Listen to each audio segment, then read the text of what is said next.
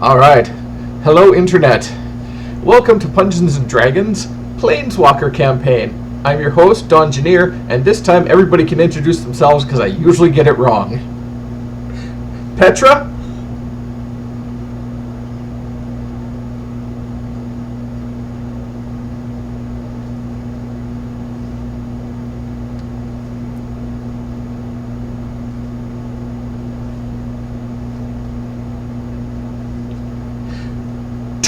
Duck and Duck.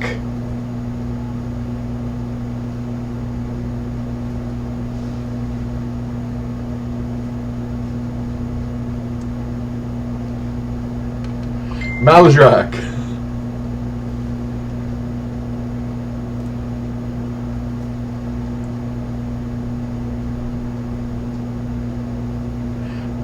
And I'll be playing everyone else.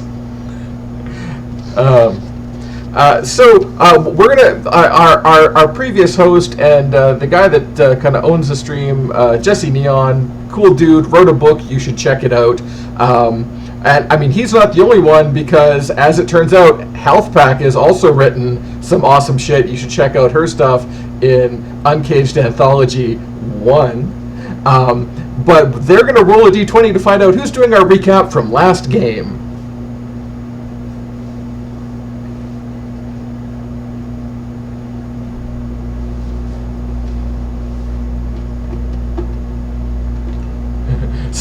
It's not initiative, it's just a d20. Wow.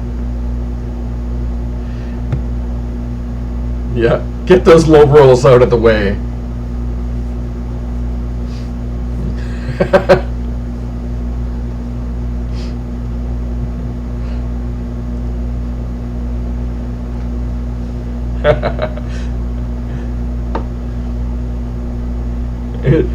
Just in case, please do. There we go. Okay, it felt like it would have been justice for the nat 1, but all right, Jess.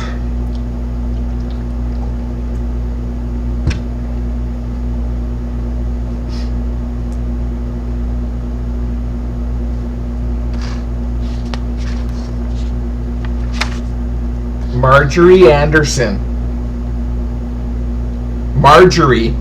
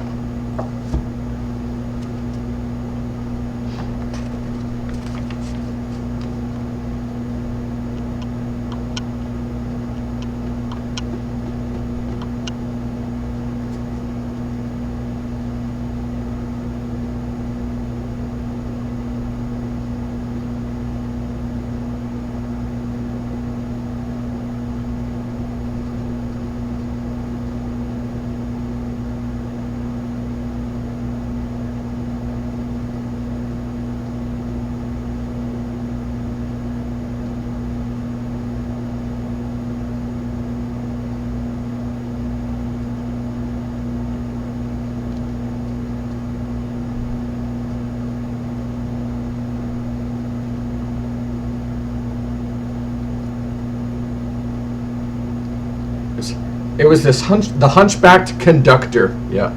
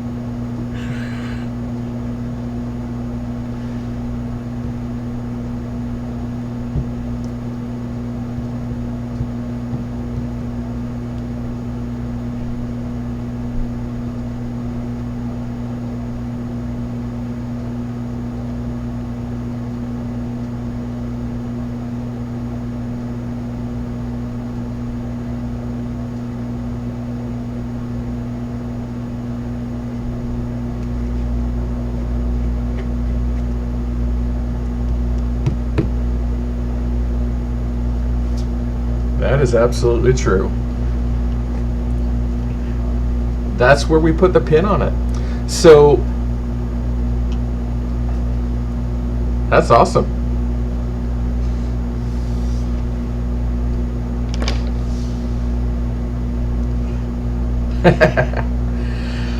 So that was lovely. You covered all the major points. You guys evacuated the big top, safely evacuated the big top during the fight, or shortly after the fight, and you're met in sort of these. Sure thing.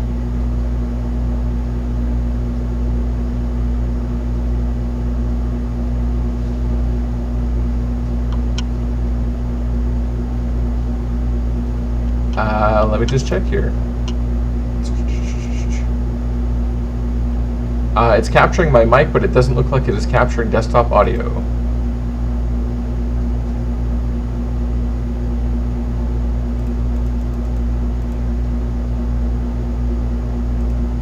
Okay. What do I have to do to fix this?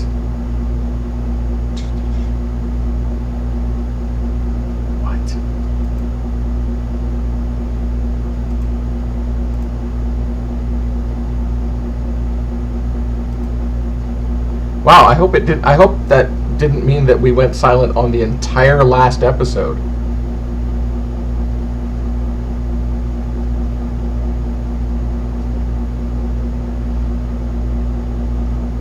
Okay. So we're streaming, we're recording, settings, audio.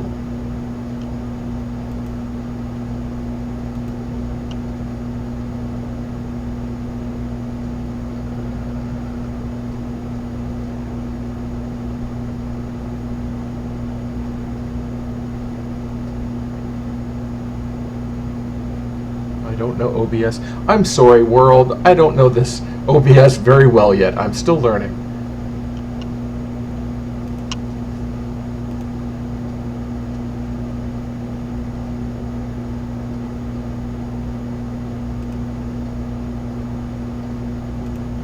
Yep.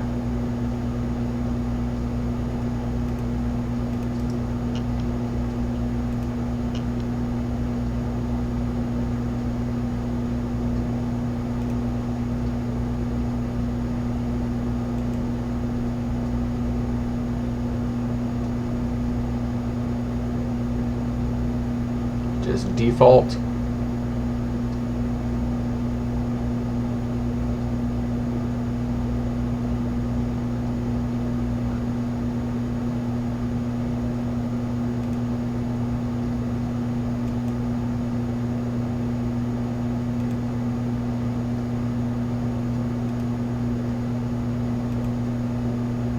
only option for your speakers? No, I've got my high def audio, my headset.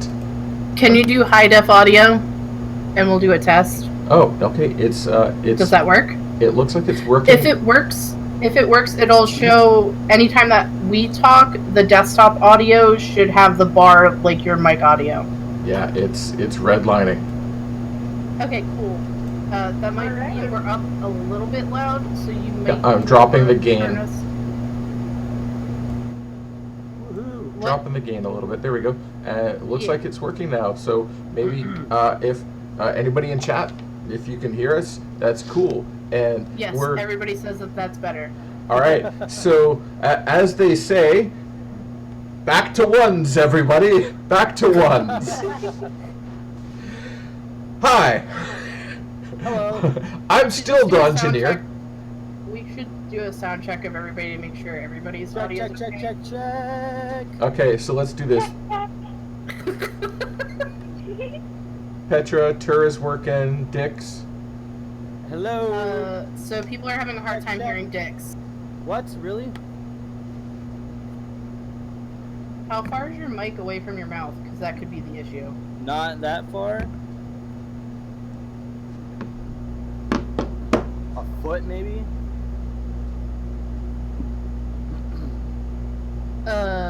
Okay. All right. Dawn might be able to just adjust. Yeah, you can adjust him in Discord. I will adjust him in Discord. Ooh. I mean, it's no different than any other week that I've used it. Okay, chat's saying that's better now. Oh. We're figuring stuff out. It's great. Thank you, world. Yes. Thank you, internet. You're great. This is the power of group sourcing things, crowdsourcing. It's a big deal. Okay, so we're gonna go back to ones. Hi, I'm Dungeoneer. I'm your host on Dungeons and Dragons Planeswalker campaign, and with me today are three awesome people who are gonna introduce themselves real quick. First, we have Petra. Hi, I play Petra. Petra is a knowledge cleric who is an Earth Genasi and also a Planeswalker, as you'll find out. If you want to find me, I'm at on Twitter at Ceramic Owlbear. Okay, Tur. Hi, I'm JustPack. You can find me at HealthPackStream on Twitter. I'm going to be playing Tur Duck and Duck, which is my, who is my gnome ranger. My name is Dix. You can find me at Just the Dix on Twitter. I am also a part of the Swordcast Adventures, which is a podcast that releases every first and third Monday of the month. I'm also a cast member on Help Action, which is another podcast that releases every other Friday. But I am playing Maladrak, who is our Elricokra Paladin. Cool. And so, Jess, do you want to do the recap again? Yes, but first we need to turn up Megan's volume, please. All right, I will adjust Willow. And I've got you up a little bit in Discord as well, so. Alright, that should hopefully be good then. And I will remember to speak up. Thanks, Steve. All right, and now for the recap. Alright, take two. So the last time that we left our trio, we were speaking with Marjorie, who is the Oracle, who was only able to answer 5 questions, but we had used one. She ended up telling us things about home and said that eventually we will be able to go home, should we decide at that point in time if we wanted to. We got to know a little bit about stuff. Petra was told that she'd be able to find information in the library. Tur was told that her the child that she was meant to save was back home safely with his parents. Tur made it very clear that if this Oracle lady was lying and this child ended up back at the hag's house, that she was going to have her head. And Maladrak, I think, if I remember correctly, Maladrak was told that the dragon wasn't an issue anymore. I don't quite... That he would Yep. be the dragon, yeah. Yeah. Yep. Okay. So we needed to figure out what was going on with the person who was doing illusion magic with the beholder. Marjorie told us that we could, if we followed the music, we would be able to find the source of all the crazy stuff that was going on, and to beware of a two-headed serpent.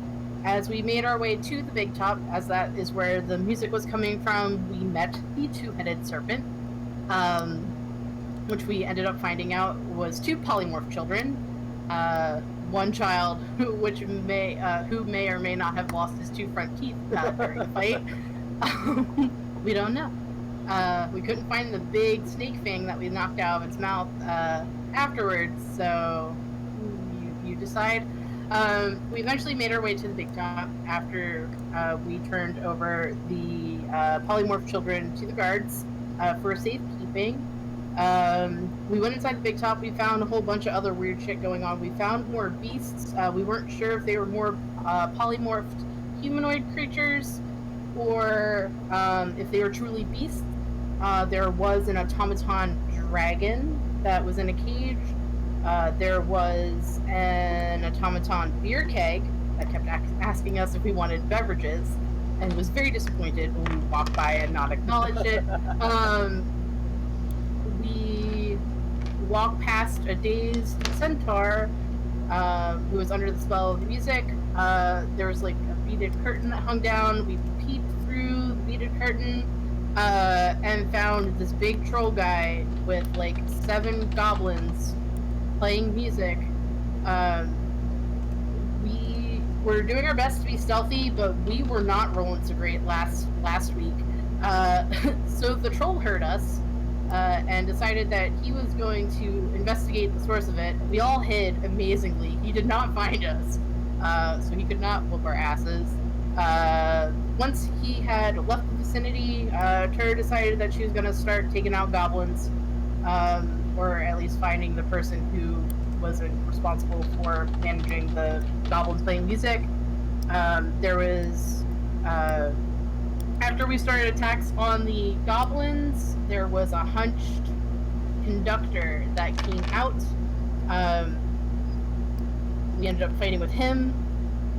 At the end of it all, it turned out to be the old man with the organ grinder, by the name of Old Man Jenkins, who was up to the shenanigans at the carnival, and he would have gotten away with it if it wasn't for us pesky adventurers. It took me 2 whole sessions to set up that terrible punchline. Yeah, it took two whole sessions. That was a 2 whole session con that Don orchestrated. I feel like Don is now the conductor. Old Man Jenkins. Old man Jenkins. And I would have gotten away with it if not for you pesky adventurers. Well done. But that was and that's where we left it. So now who knows what we're going to get up to. Hopefully we do not roll like shit this week. Well, as you and all the other audience members are slowly making your way out of the big top, you're met at the front door by the Barker and Marjorie Anders. They're standing side by side, big smiles on their faces. Marjorie's like, "Wow, I'm just so glad you did just fabulous. You did exactly what I thought, and just look at you. You're doing such a great job. I'm just so happy with you all. Like you did perfect. And well, now it's on me, and I'm gonna do what I can to get us home. I sat around for a bit and I drank my tea and I read the leaves, and it turns out that we're in a pocket dimension of the Feywild, and that's just not such a bad thing to be. But as you may or may not know, there could be some side effects for having been in here for a bit. I'm gonna walk a big circle, I'm gonna take. Well, we've had some chance to talk with Mr. Jenkins. I'm gonna see what I can do, and we're gonna walk a big circle, and I'm gonna get us home. And that's what I'm gonna do, and I'm gonna go start that now. And so she starts walking away. She's a little more Bronx this week than Minnesota. I'm sorry, I can't get the voice quite right. I don't know why that's happening. From Minnesota. Okay, that's Marjorie. That's Marjorie, and she's just really glad to be here. Okay, so Marjorie's going to head off doing her walk in the circle thing. She's got a couple of guards with her and helping out. And meanwhile, the Barker is like, well, folks, you did a really good job, exactly as I expected out of you. And as promised, I have some rewards here. And he walks over to the wagon that's next to him and pops open a chest. He goes, now, we can't give you everything, but I have a few things that you can select from, along with some money, as promised, because really, that's the only thing that matters in this world. Am I right? Am I right? Hey, all right. So, anyway, he goes, we got one of these, and he holds up a cloak, and as he spins it back and forth, it like changes color and cut and shape, and he's like, this is really good. This is a cloak of many fashions. We use this for the quick change acts. It's really fast costume changing. You can make yourself look like whatever you like. It's really good. I recommend it. We also have another one of these, and he flashes out this like red velvet cloak with like a big thick mantle and hood on it. He goes, this one here we use in the magic show, and what it allows you to do is poof, smoke bomb, and you disappear. It only works like once a day, but you can pop up anywhere you like within 500 feet. It's really, really handy.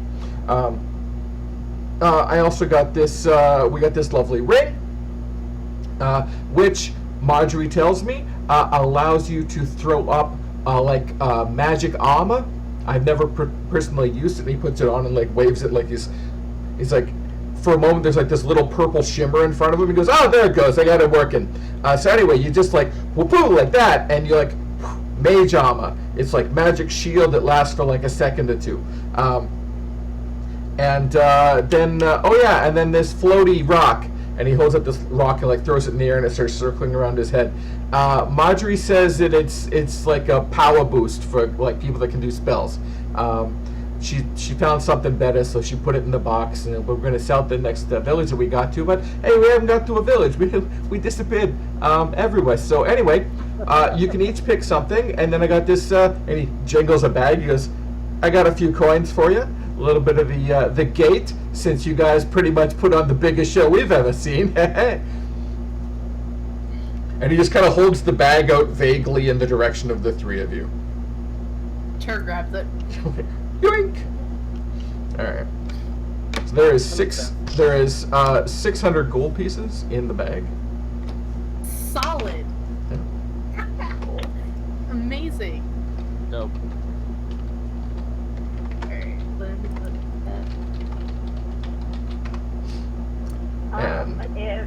If no one else objects, Petra will ask if she can have the floating rock. Go for it. Nope. Yeah, go for it. Yeah.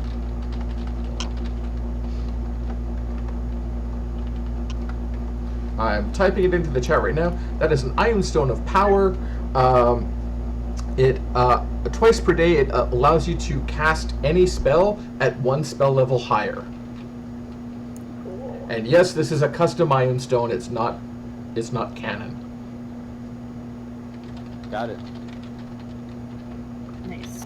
Molodrak kind of looks over at Tur and like motions for her to like take her pick. So there's the Cloak of Many Fashions, you said, and then there was a red cloak. So I'm calling it the Cloak of Escape, and then there was a Ring of Mage Armor. What's your armor class, Dex? 18. Oh, okay. It's so what 16, does the but I mage have armor... a shield. Okay. Yeah, my armor class is a 12. So what is the... Oh yeah, you should take that. Yeah, you should take that. I'm a squishy gnome. Oh yeah, that's yours for sure. So it works if you are not wearing armor, and your base AC becomes 13 plus your Dex modifier. Sweet. And Nice. Yeah. Okay. Cool. I will have that, please. And it lasts. That breaks my it's- AC up. Oh yeah. It's How long it's does it it's last? once a day for 8 hours. Okay. Basically all day. Yeah. Nice. I like it. Yeah, and so I just need will to have not- her. Go ahead. So I need to not be wearing any type of armor when Yeah. I'm wearing a ring. Yeah. Cool. Love it. Petra will have her notebook out. She's writing about today's adventures. All right. And so Petrus, it's over to you, Maladrak. I guess Maladrak is gonna take the Cloak of Escape. All right.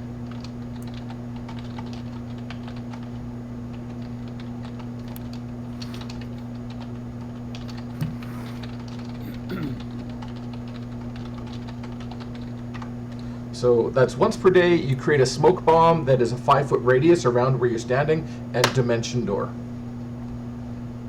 Word.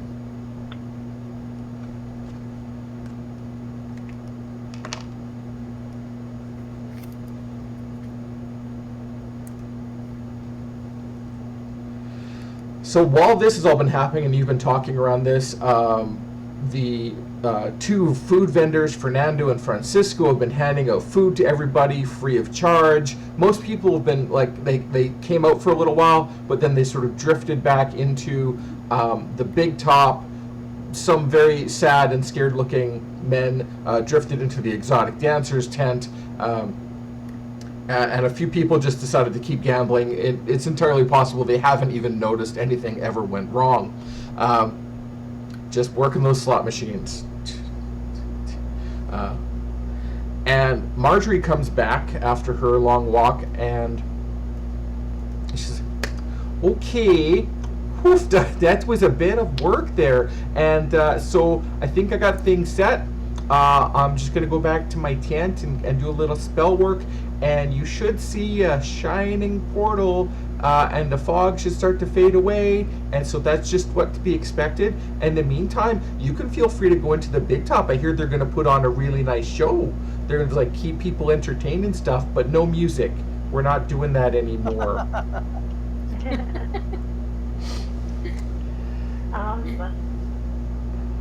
Before Maudry goes, would Petra be able to chat with her? Absolutely. Maudry, before you leave, I was wondering, would you know where I would be able to get any sort of? I'm losing my word. It's like there's like sticks or bones or different like things with symbols that you can throw. Oh, did you want to get like some augury bones or some fortune telling stones or something? I sell them. They're really nice. You can buy them over at the vendor tent too. I mean, those ones are a little more shoddy, but I have some very nice ones. I mean, if you want to just throw some chicken bones sometime, you just come on by my tent. Do you think I would be able to get some of those from you? Oh, I'm sure. Before we go?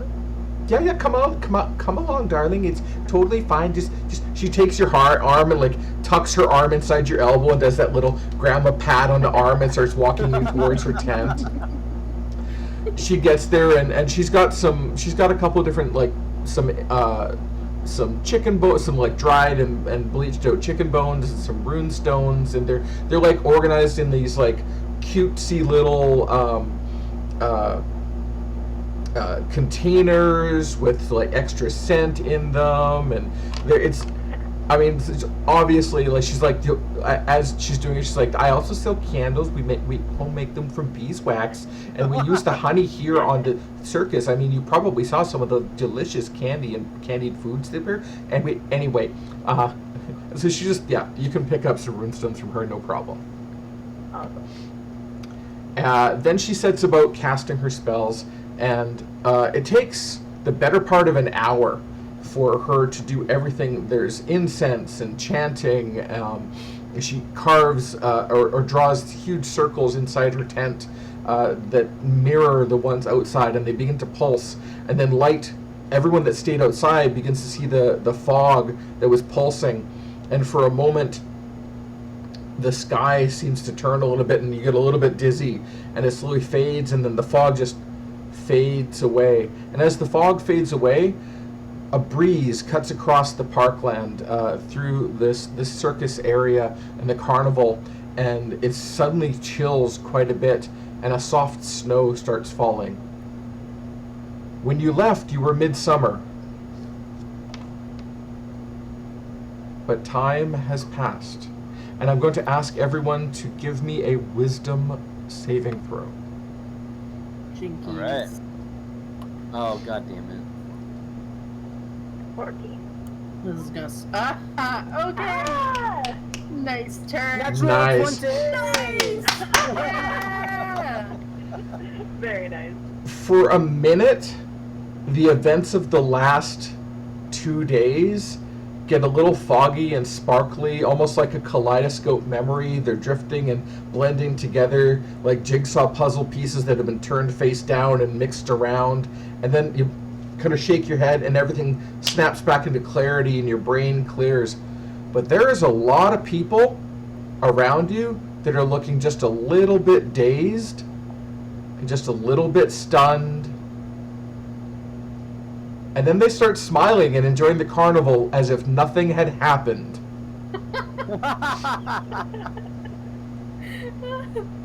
Awesome. We put on Yeah, I quite the just like show. shake my head.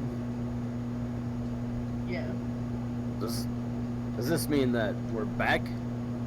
Marjorie comes out of her tent, escorting Petra, who just stayed and watched the whole thing.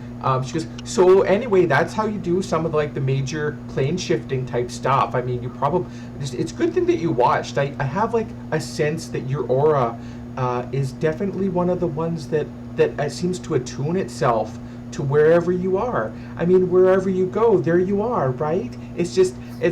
And you're just a part of it, and it's lovely to see people with that energy, and I can tell that your friends have the same sort of energy, and it's just so lovely to see young folks like yourselves. They're just doing so good with the world, and from all your different backgrounds and looks and heights and feathers and everything, and you're just doing such a great job.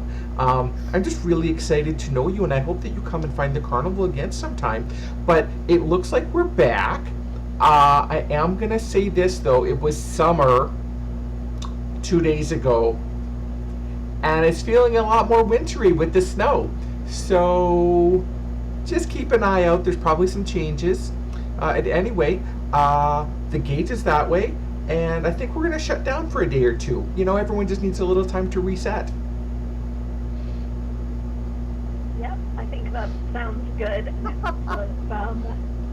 It was nice to meet you. And as you see this, you can see that the guards and carnival workers are slowly escorting people out towards the main gate, and they're all headed out, and all the families and everyone is going back, and a couple of kids crying that they didn't get their last piece of candy or the ride they wanted to go on.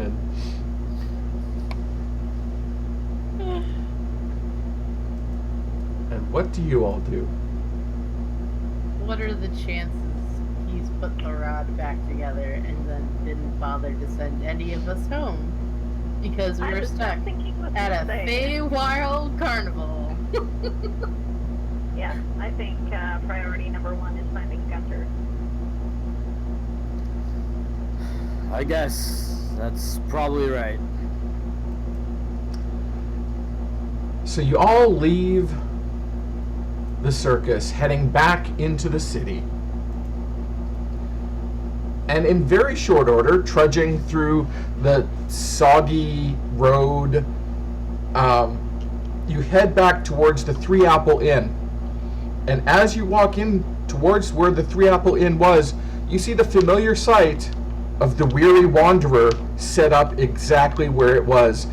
The city itself seems to have changed. There's a much higher wall around the outside of the city. It looks like there has been some attacks and some damage.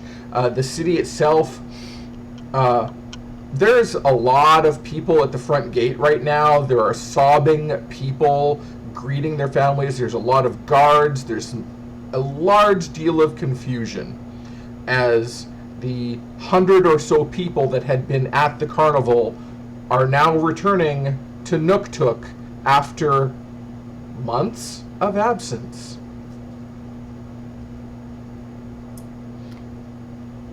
Shit. How long's this line? So it's like 100 people long. Yeah, the three of you are easily passed through to the front of the front of the line, as everyone's like, oh no, they're like, these people are important, they're like big deals, we know they're a big deal, we saw that they're like performers and like superheroes, and I mean they're great. They're like, everyone's like, just they're like, God, I mean, they're like pointing and like, you know, gesturing and whispering to each other like you do at like a convention when like one of the stars walks by and you don't want to fangirl too much about it, but they're like, oh my god, they're right there. John Barrowman just walked by me. You know? Yeah. And so you manage to make it through the gate, overhearing as you go. You're overhearing all these little notes of people talking about the time past, and you see these cheerful reunions and families and people talking about all the differences that they've experienced. So you get a solid feel that several months have passed. And just over the table, it sounds like somebody's tabletop audio is getting a reflection. I'm hearing echo. It's Hello? not I. I don't think it's me. Is it me?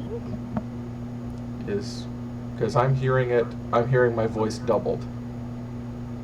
I hear Everybody you. check their stuff in Roll20, possibly. Yeah. I'll make sure that we are on video. We're on video only for receiving. Yeah, so am I.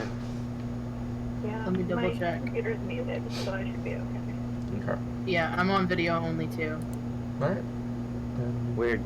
maybe I'll just. Maybe your mic's up a little bit too loud, because sometimes that happens if your mic's up too loud, you'll that get could an be. echo. That could be me. The controls are sitting in my lap here, so we'll just dial that back a little bit.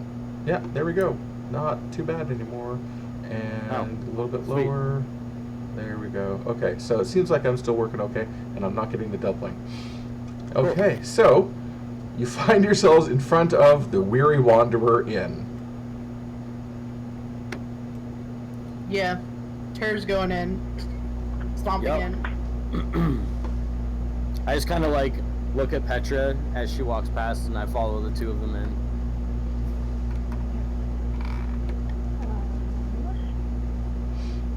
Where's our best friend? As you walk into the bar, you see not only Gunther and Ilsa, but the 5 adventurers that he had sent out on missions. Some of them sporting some fairly spectacular scars. And the ginger that had previously tried picking up on Petra is missing an arm entirely. Yo! Ooh! Ooh! That's gnarly. Awesome. Gunther looks at you and like blinks. He's like, "Holy crap! You guys like, you came back. You're here. This is amazing." Like That's what happens when you get stuck at a Feywild carnival. You know, you leave in the summer, come back in the winter. It's great. it's not my fault. I did not do that to you. We came to the city and you guys went out on your own. But How's that wand coming along? oh. No, that's really good. I have it. I have like parts of it here, and I haven't reassembled them or nothing. Totally waiting for you. And hey, I just wanted to say, like, check this out. And he whistles, and come running from out in the back are a pack of kobolds, all dressed in like little servant outfits. He's like, these guys like followed. They followed me all like they followed us all the way to town, and they've reported for duty. And like I totally put them to work. Right? It's really good. they're working here at the inn now. They're like helping and stuff, and one's running a messenger, and they're cleaning the toilets, and it's like taking a lot of effort off of me. I can pretty much just run the bar now. I barely have to do anything. Thank you so much for making them my slaves. It was the best deal ever. Excuse me? And Tur's just gonna pull out a dagger and get on top of the bar and go, what? What was that word you just said? Yeah, like they totally work for me. They're my minions. You're paying them fair wages, correct? Food and shelter. I did not hear the word slaves come out of your mouth, correct? Well, no, that's totally what I said, but I meant minions. Like they live here and they work for me, and I order them around, and they do what I tell them. Pay them fair wages, correct? Food and shelter. You know, they get to sleep in the barn. It's a big deal for them. They're pretty excited, not gonna lie. And the kobolds are like nodding along. You know what? I'm tired. I've had a really long 2 days, months, whatever. I'm gonna help myself to one of your rooms before I do something I regret. And then like Tur's just gonna walk out. As she does, Gunther like turns to the guy across from him, Grover. He's like, she's always snotty like that. Like just no, like nothing, just mean all the time. I don't even know why. And the dwarf. Before I get out of earshot. Perception check.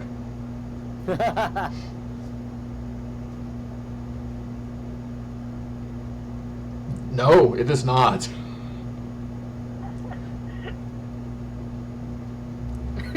Tur turns around on her heel and she goes, "You know I can still hear you, correct? I have not left the room, despite my short stature and your inability to see over your bar, correct?" Fine, you know what? You know what, you're gonna be like that. Fine, you know what? I'm good. Fine, you just wait here then. And he storms out of the bar and comes back a moment later with like this short little stick and a longer rod. He's like, "This is what you want, right?" And he like slams them together and twists, and like there's like sparkling energy going up and down this rod. All of a sudden he goes, and it's like, "Fine, this is what you wanted. Fine, you know what? I wish that everyone like you would just leave me alone." Oh shit.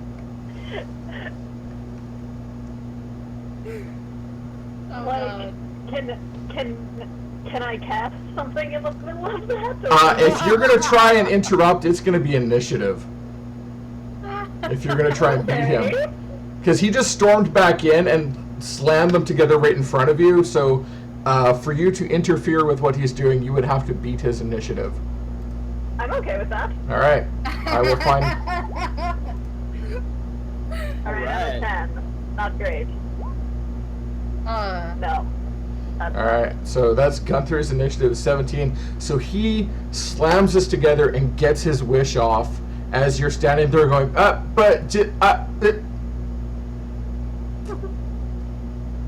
Whoops. Bye-bye. and energy woomphs. There's like a subsonic pulse that goes out from this rod that Gunther was holding, and you see the world ripple in front of you, and things fade, and you can feel the energy wash over your bodies and up through your feet, and your own aura sparks and becomes visible for a moment, and a little chime sounds for each of you, Petra and Tur and Maladrak, and the three of them kind of resonate together in harmony, and there's a flash of white,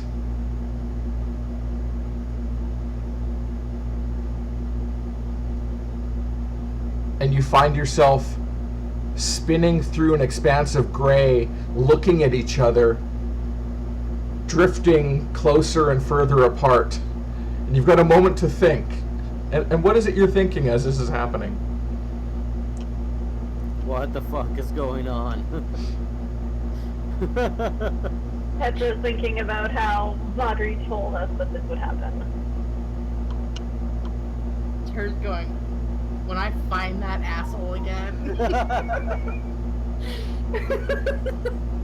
he's gonna be on the business end of my bow.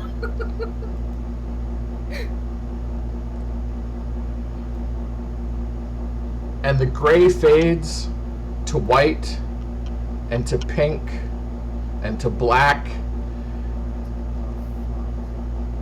And you find yourself landing in a steamy, verdant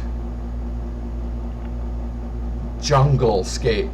Everything is heavy and wet, and there's a light rain falling. A light rain falling over top of you, and in the distance you hear like a shaking rumble sound, and the I'm gonna use this again, but the subsonic rumble and honk of a giant monster of prey sounding off a battle cry, and the ground starts shaking. Perception checks. Oh, yikes. Whoops. 13. 7.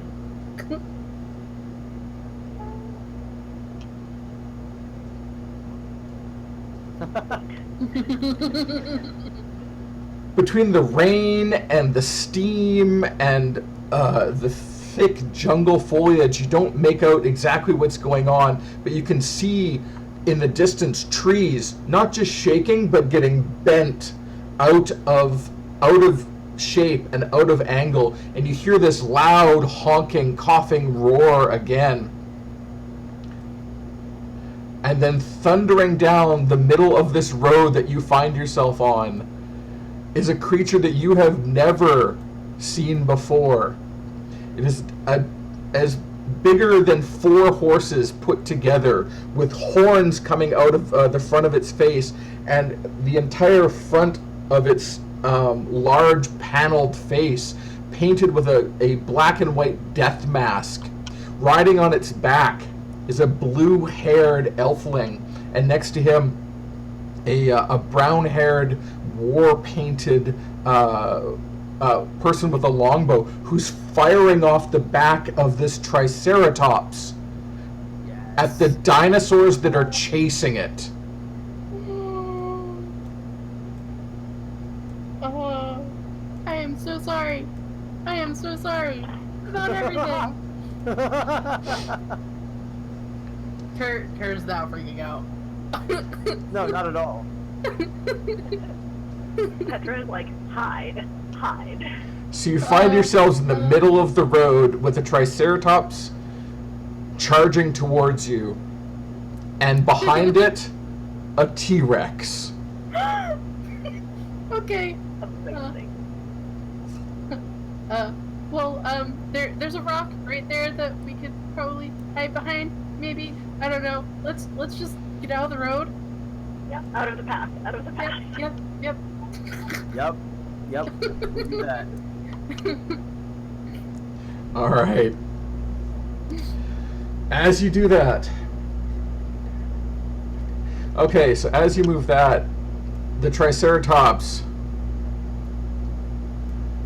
makes an dashes another 50 feet towards you.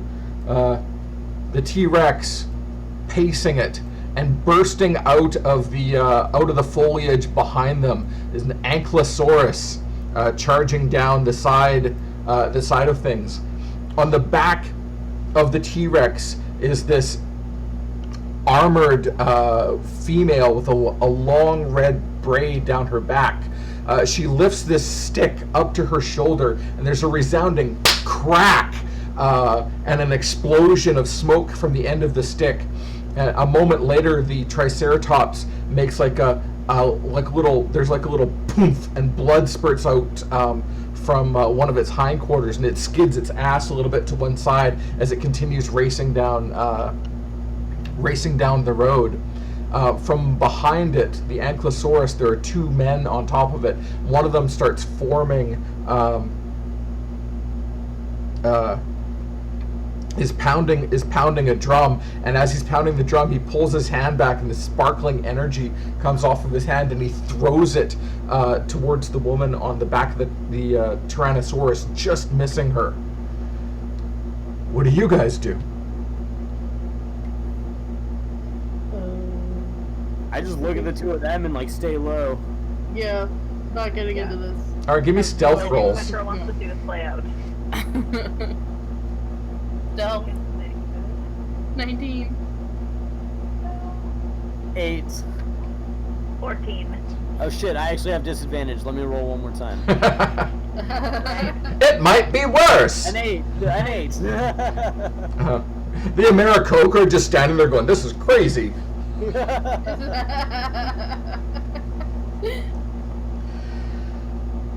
So, as you're standing stealth,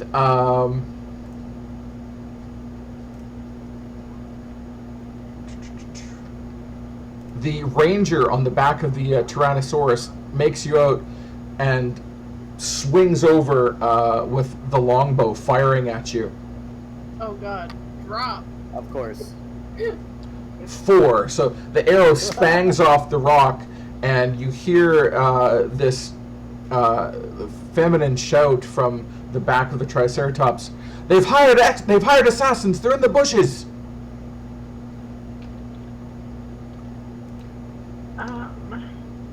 Someone with better people skills should probably tell them that we're just, travelers. And we got lost. We have nothing to do with anybody. Maybe we should just leave. Yeah, how do you propose we do that with the big stompy stomps going on? Go into the trees until they're gone. Petra is going to cast guidance on herself. All right.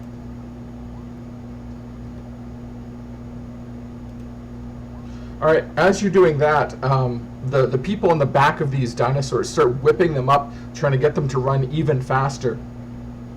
The woman on the back of the T-Rex, slapping like a huge, like using the boomstick that she had, just swings it and hits the Tyrannosaurus. It rears up and roars and goes off the rails. Heading towards 6 o'clock. So it just literally turns around and starts running the wrong direction. With her on its back, and she's screaming at it, and you hear her yelling, "No, Thomasina, no! Bad! Bad! Turn around, you silly bitch!" And she's like slapping it. You silly bitch! Things I would never think of hearing being said to a T-Rex. A T-Rex. Just, you silly bitch. Yeah. And back to you guys. Are you continuing your stealth? Yeah, that's Okay. what Tara would like to do. Yep. Yeah, I think so. All right. Are we rolling again for it? Does anyone here speak Halfling? No. I've got Common, Gnomish, Goblin, and Sylvan. All right. So as this Triceratops runs by, you can see that its sides have been painted with some sort of script, and across the top, across its back, is this palanquin platform that the two elves are standing on. They continue on running on by you and disappear into the foliage.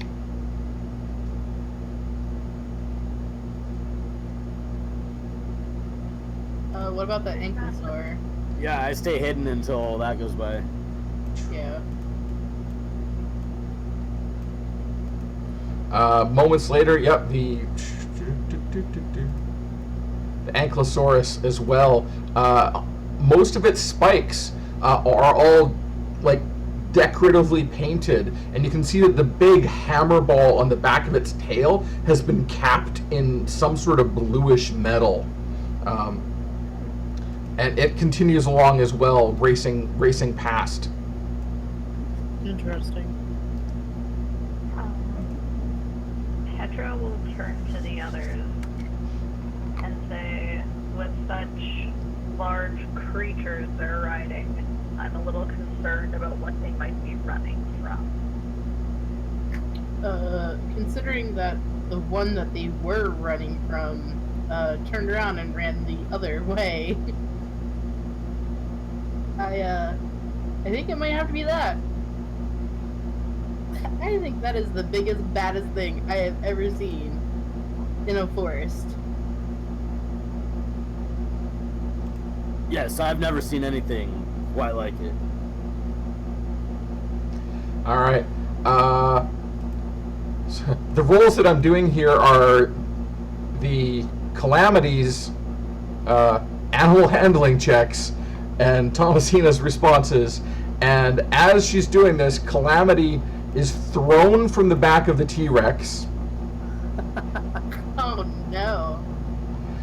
taking a bunch of damage. She hits the ground, and Thomasina decides that she's blasting off this way. The 10 o'clock direction from the direction that she was heading. Oh shit. She is headed off into the jungle past you guys. As she hits the ground, you hear the human woman with the long red hair screaming, "How are you gonna make me lose the race, you silly... hold still!" And you see her like unraveling, like she sheaths this boomstick, unravels a length of rope, and starts like getting the lasso ready to try and mount back up on the huge saddle that is on Thomasina's back.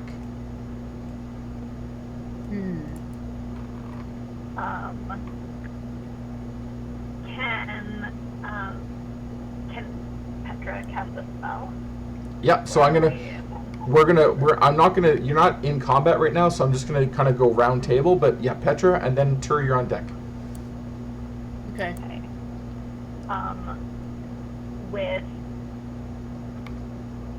With command, can it be cast on like non-humanoid? Only creatures that can understand language.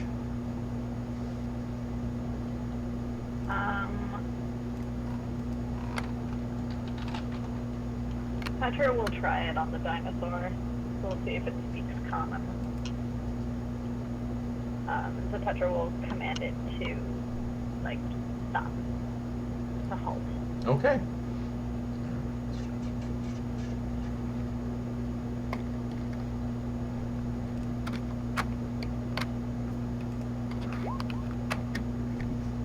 What is your spell save DC?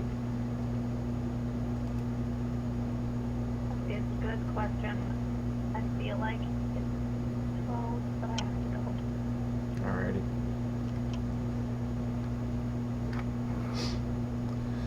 So Petra stands up from behind the rock and shouts at this giant T-Rex, "Halt!" And the T-Rex like Nice. He's 12. it's like laser focused on you all of a sudden. And it stops for just a second, but it's more, you can see it like working its haunches as it's like orienting on you, and you can start like, it gets like a little bit of corgi wiggle butt going on, and then it starts getting ready to, you can see it digging one foot in. Yeah. Great. Tur. Thanks.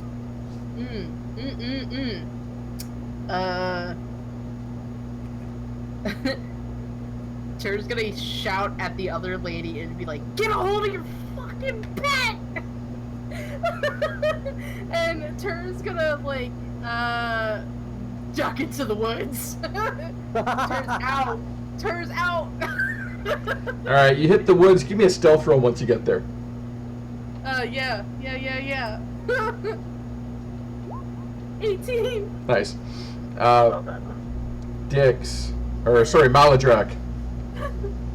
Yeah, Maladrak's kind of gonna do the same thing, as he told everybody that he thought they should. He's gonna duck behind these rocks.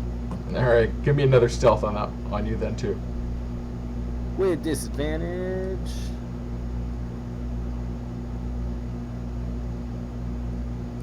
God. Yup. Oh, Or an 8. no. Still an 8.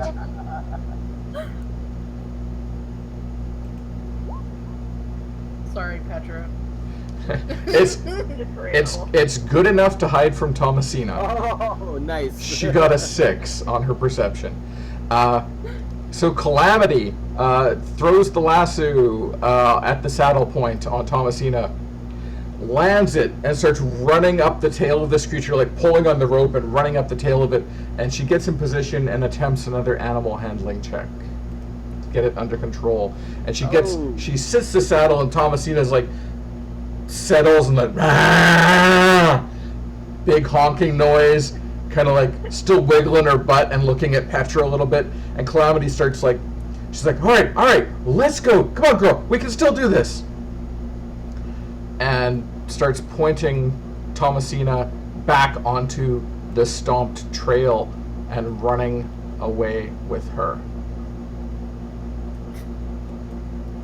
A couple moments pass, and then the thumping, ground-shaking rumble of 3 dinosaurs racing through the jungle fades into the distance, and the jungle sounds start to come back.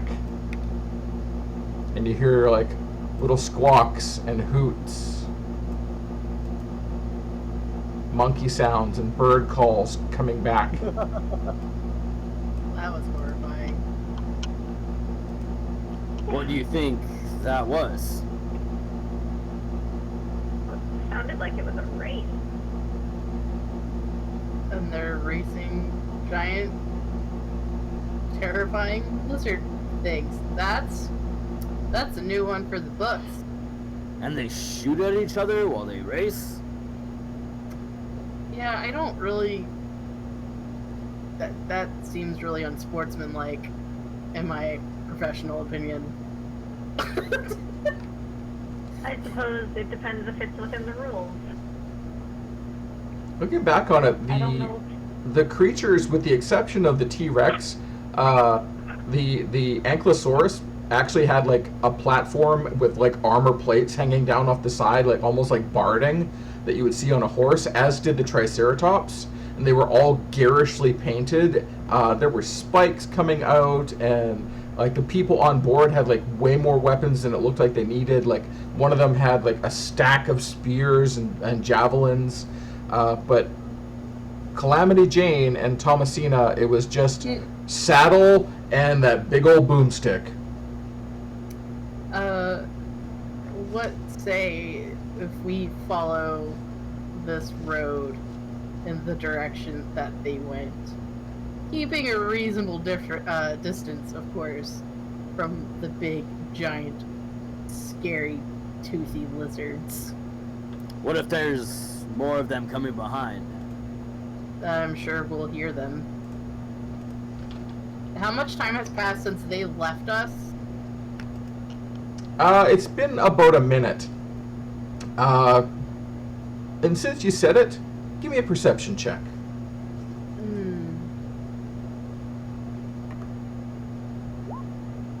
12.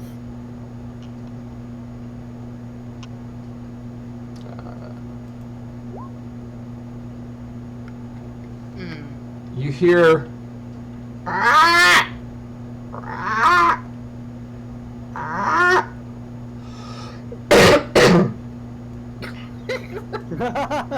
Did you hear Is that somebody how it cough in the finishes? woods?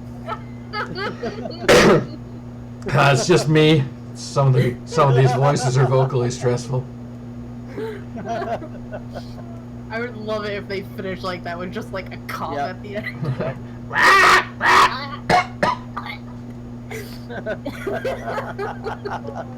love that.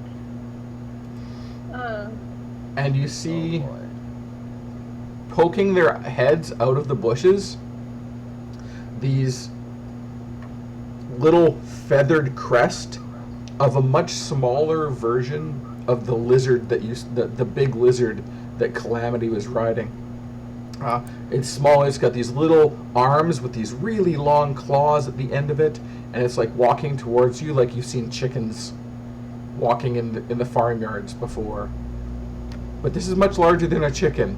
It's a good 3.5 feet tall, which means taller than Tur. They're the same size as Tur. That's I will be right back. that's not I'm still that's not fair. Like, I could deal with something being like as big as the big, scary, runny lizard we saw earlier, but having them be my size, that's just cruel. Yeah. Do they look threatening? Like, obviously they look threatening because of their, like, their teeth and their claws and stuff, but are they in a threatening formation, or are they more, like, acting like chickens? A little bit acting like chickens, but they have spotted you, and they are moving towards you. And they're moving towards you confidently. Oh, no. And you can see them That's not starting good. to spread out Nope. as you stand there watching. No. We gotta, I don't think we can outrun them, but, we should probably deter them, and Jesus. That was unintentional, and I just kept in character with it. We should, dissuade them from, thinking, we're a meal. Do we have any fire? I don't think we have any fire. I don't think we do. DM over the table question, we haven't gotten a long rest since we left the carnival yet, right? You got a long rest at the carnival Before But- we left? before you left. Yes. Okay. Oh, cool. Okay. Alright, that makes That me feel a little bit changes better. That makes me feel so much better. Yeah. Because I was like, I'm still sitting at 10 HP. Yeah, right? Ter's gonna enact her ring, her magic ring. So her AC is 15. Alrighty. I'm gonna change that on my token.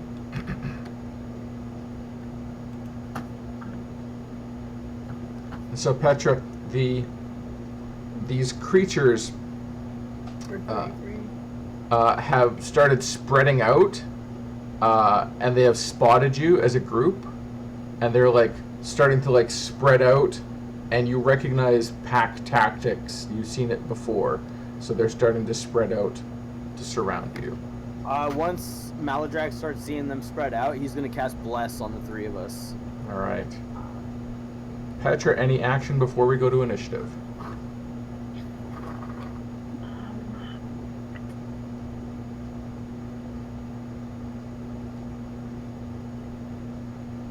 I don't think so.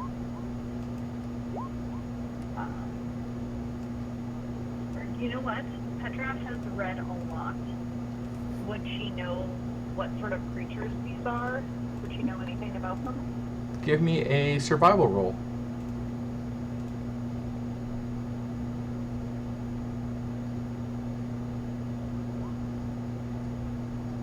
Nine. Some sort of lizard. Okay. I'm good with that. Aggressive lizard. That's. Aggressive lizard. Yep.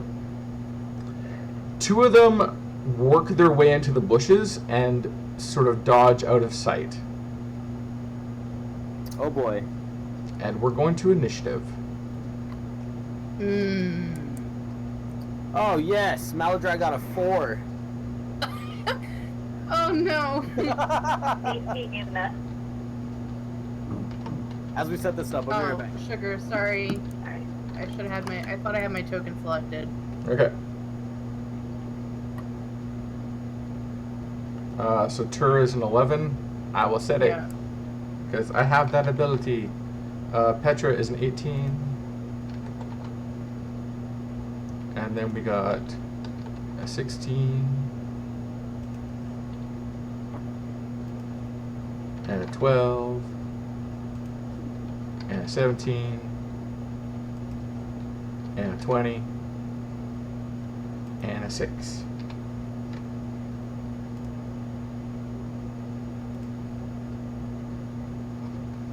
So we have green.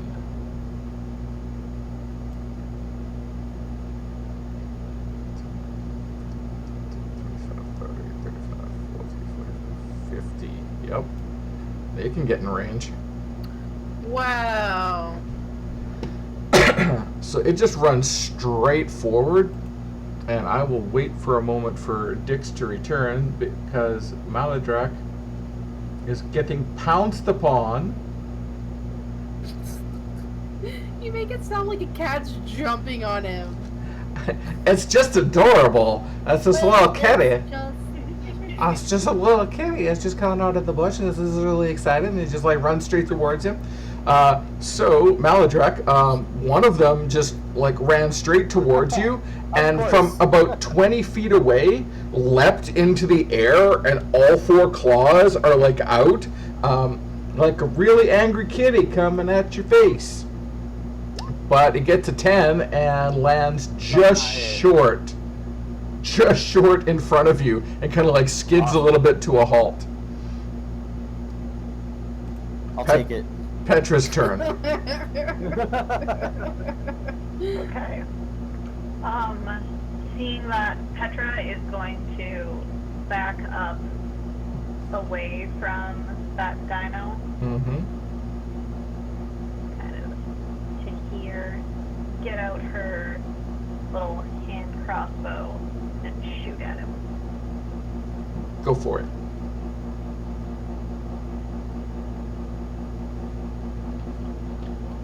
That's a miss.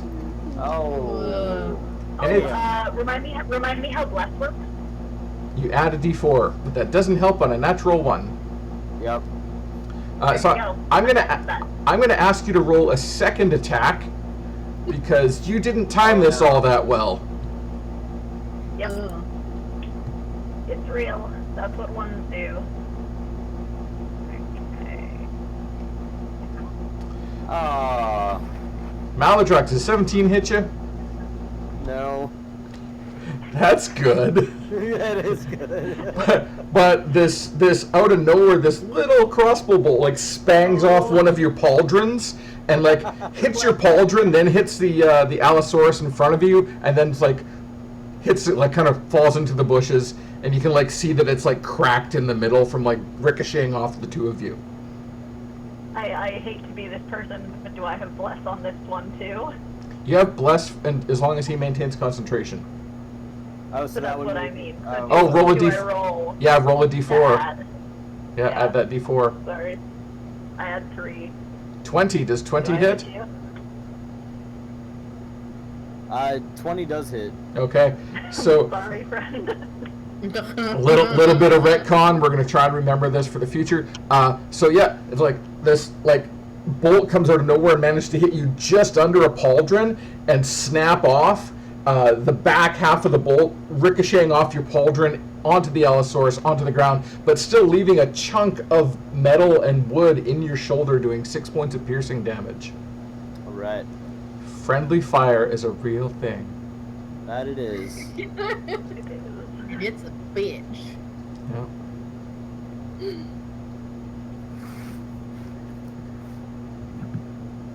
Okay. Okay. 1 Allosaurus. That is my action. And you know what?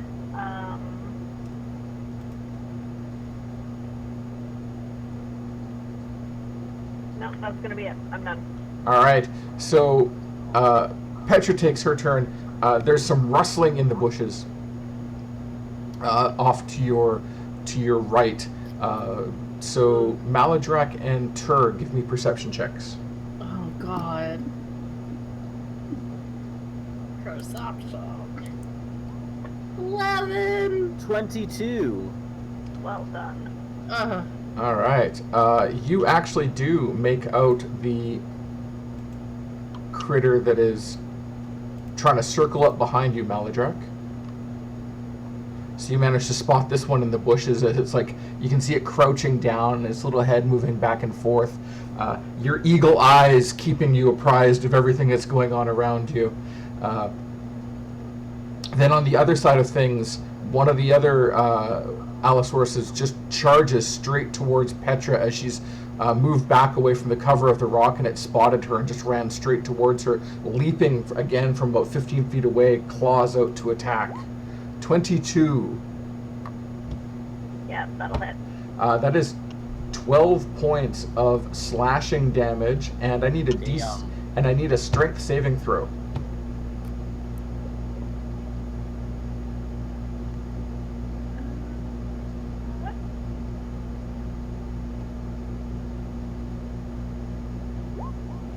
Ooh. The raptor I'm living through that. leaps and lands on Petra, driving her to the ground, its claws sinking in, doing those 12 points of slashing damage. And then, because it's got you pinned, its face snaps forward, attempting to bite yours off. That's a 12. Nope. All right. You managed to Shield. move your head to the side and buck up your shield, and a big face bites down on it, and you can feel the teeth scrape across your shield, vibrating your shield against your arm. Lovely.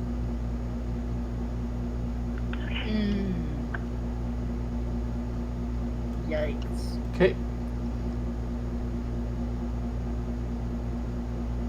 And again, the bushes rustle off to your right.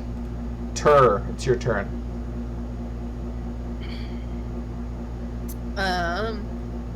What I would like to do is, for my bonus action, I'd like to cast Hunter's Mark on this boy here. Which one? Blue boy, Blue? who is on Okay. top of Petra. Okay.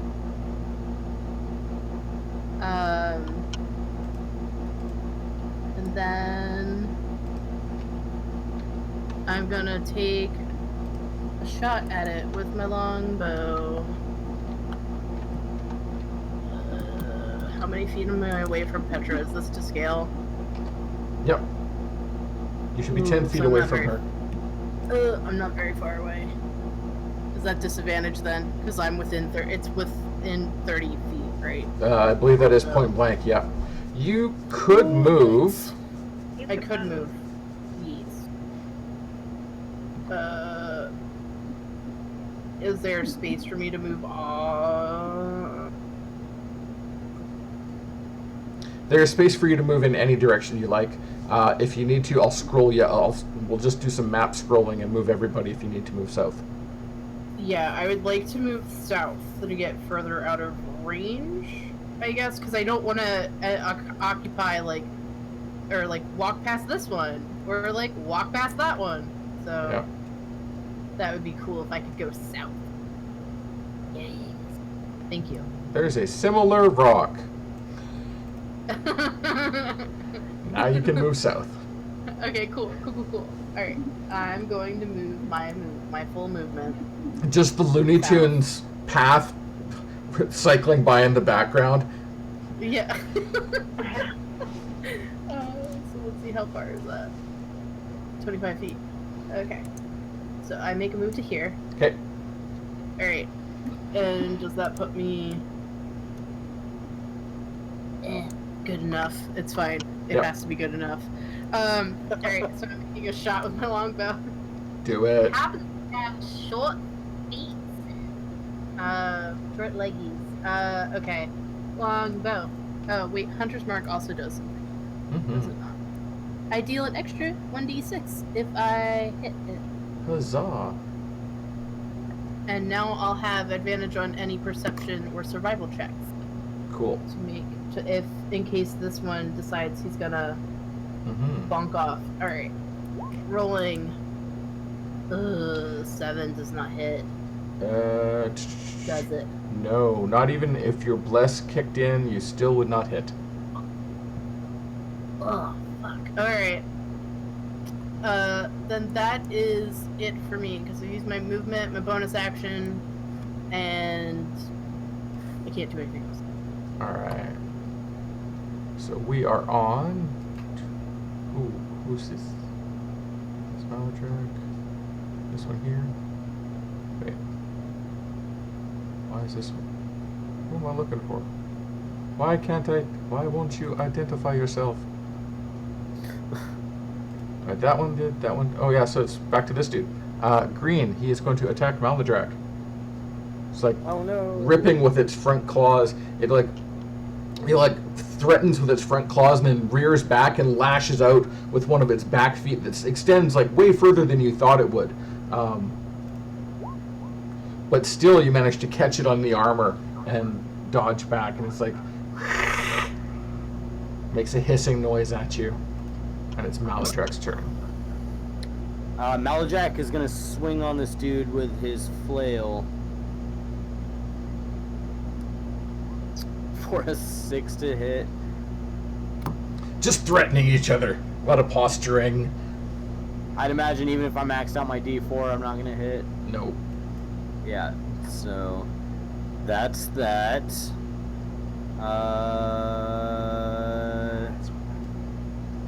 Yeah, that's my turn. All right. I swing and I miss.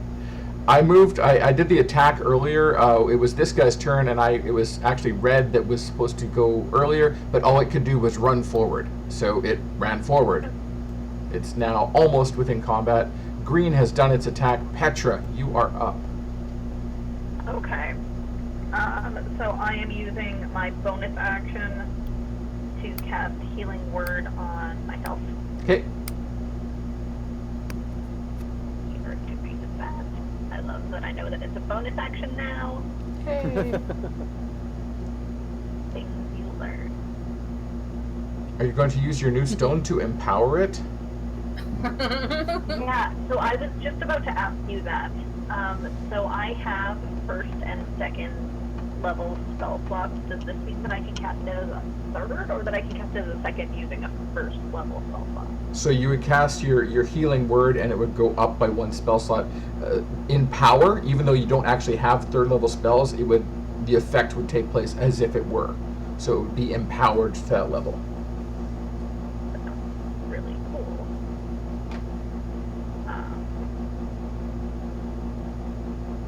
So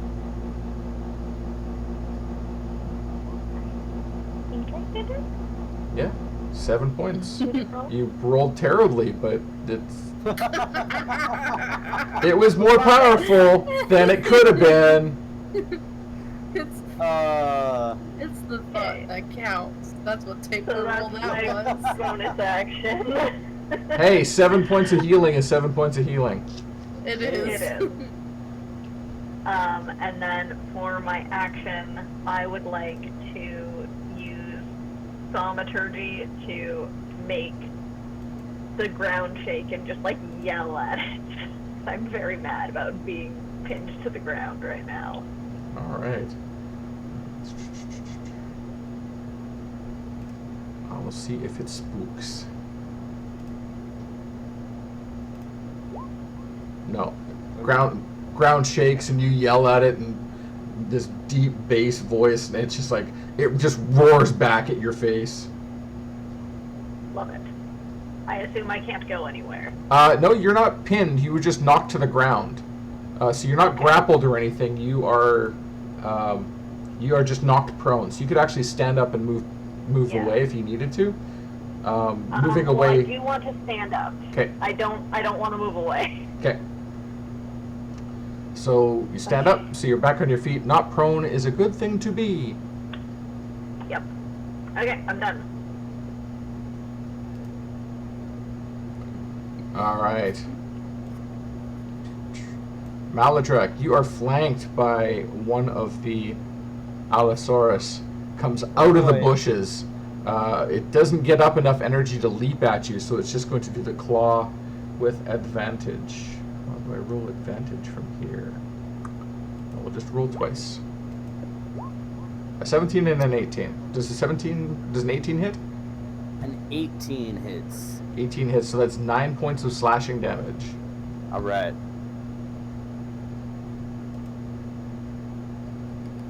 Petra,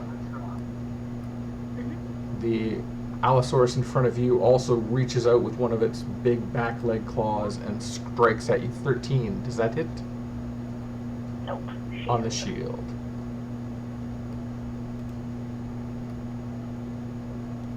Pinkie Pie here. I'm glad I'm not the only one that does that. Anytime I have a pink token on a bad guy, I just name it Pinkie Pie. Yo, Pinkie Pie can get the hell out of my face. Yeah. Does a This ain't no goddamn party, okay? Does a 13 hit you? No! No, that's wonderful. Miss me with those teeth!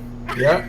So this Allosaurus comes rushing out of the bushes, much to your surprise, and it leaps forward. But you're smaller than it anticipated, and it actually leaps over you, landing on the far side with its tail towards you as it's roaring. And it's your turn. Cool. Okay.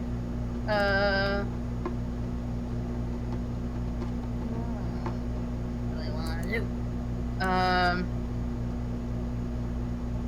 He has his back to me? Yep. Oh, God. And there's 2 on Maladrak and 2 on Petra? That's correct. Oh, God. Okay. I'm gonna do something stupid.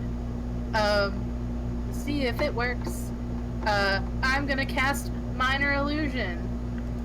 And I'm going to replicate the sound of the big scary lizard when it roared. And see if I can spook all these tiny lizards with the big roar. Okay, that's a thing that you can do. And I want it to last for the full minute. So you're making the sound of that giant lizard from earlier? Yeah. Okay. Yeah, the big one that had the single rider.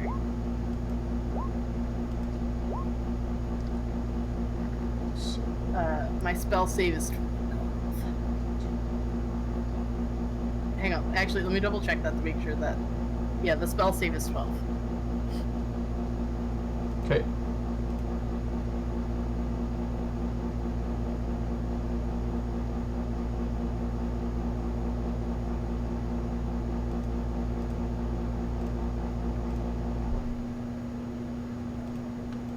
Okay. So 2 of them failed their saves. They will do something on There's their... 5 of them. Oh, thank you.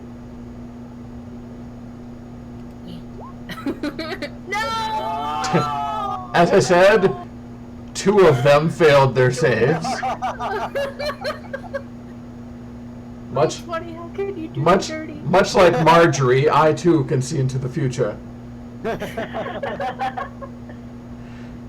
Damn it. Okay. I mean, two is better than none. All right, and one of them, like its head pops up and it starts looking around, and it boogies. Yo. Damn right it boogies. And you see it leaping over a rock in the distance. Bye, bitch. Maladrak. Yes. Oh, it's my turn. It's your turn, sir. Petra, you're on deck. Yeah, I'm gonna swing on the one in front of me again. That was the first one on me. Yep.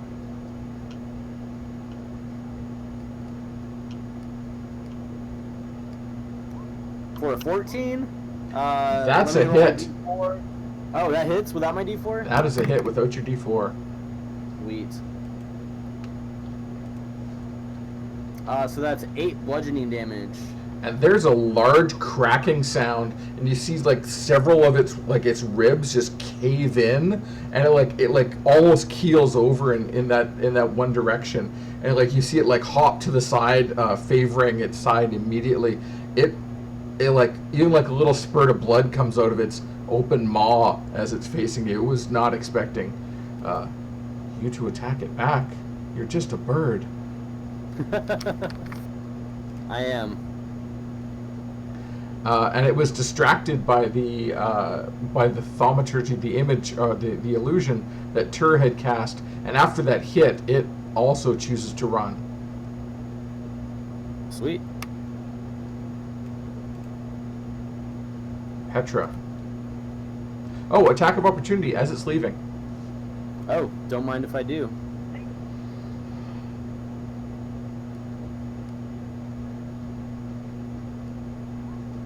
$14 again. For another 8 damage. It didn't make it.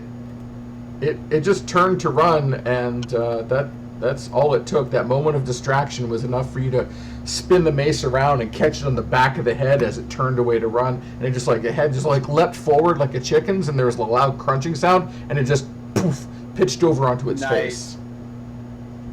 Awesome. Now it's Petra's turn. Okay.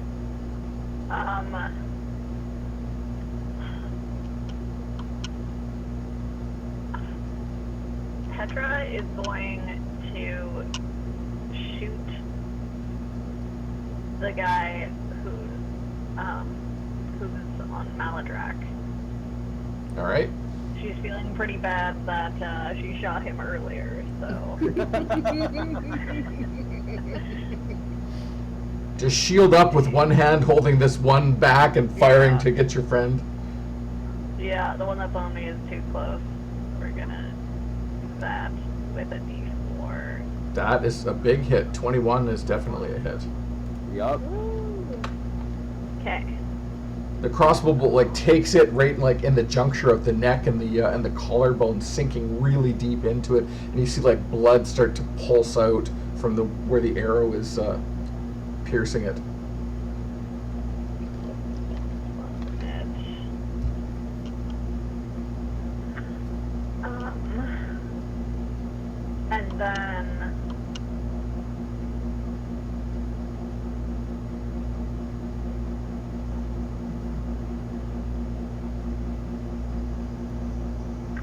And then Petra is just going to sort of posture nicely behind her shield.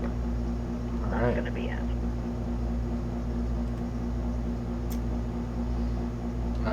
The injured Allosaurus continues to do its attack against Maladrak. 15. Does not hit. Raking with its claws, just shrugged off against the heavy armor of the Aarakocra. And the one that was facing off against Petra takes a moment and tries to like knock your shield aside and bite at you for a 17. My armor class is 18. Yeah, so it's like it reaches, tries to like pull your shield to the side and snap its head at you, like shove it back, knocking it out of the way. And the one facing that was facing away from Tur whips around with a big claw strike at her face. 21. Oh. That's 5 points of slashing damage to Tur. But how did it slash across my face? just like raking its forepaw claws like straight sideways. Like on a diagonal like or those just straight sideways? Straight, like one above your eyebrow, one across the top of your nose, and one just below your bottom lip. Oh my god. Alright. Okay, yep. Duly noted. Duly noted that I have taken 5 damages. Okay. And it's your turn. Oh, cool. I'm dropping my bow, Okay, and I'm pulling out my mace, cool. and I'm gonna hit it. 15? Yeah, 15 hits. Cool. It takes 4 bludgeoning damage to its face. Like it knocks its head back. It like rattles around a little bit, and you feel the slight tingle of electricity building up in the mace. Bonus action, I'm still doing Hunter's Mark on Petra. I know, like, I didn't use my action to attack it, but I'm Okay. still going to use Hunter's Mark to keep that up. Okay. What's the effect on the creature? Is it just disadvantage on its attacks, or or you have advantage on attacks? I have advantage on attacks if I attack that one. Okay. This is my first time playing a ranger, so let me just make sure that... Oh, wait! Oh, if the target drops 0 hit point, I didn't know that. I could use the bonus action on a subsequent turn of mine to mark a new creature. Fuck, I wish I knew that before. That's okay, I know enough now for next time. So, I'll still have it on Petra's, but on my next turn I'm gonna move it to Pinkie Pie if I haven't killed it already. Alrighty. That's the end of my turn, that was 4 sorry. points, yeah, okay. And we got red, boogies on out. Gan.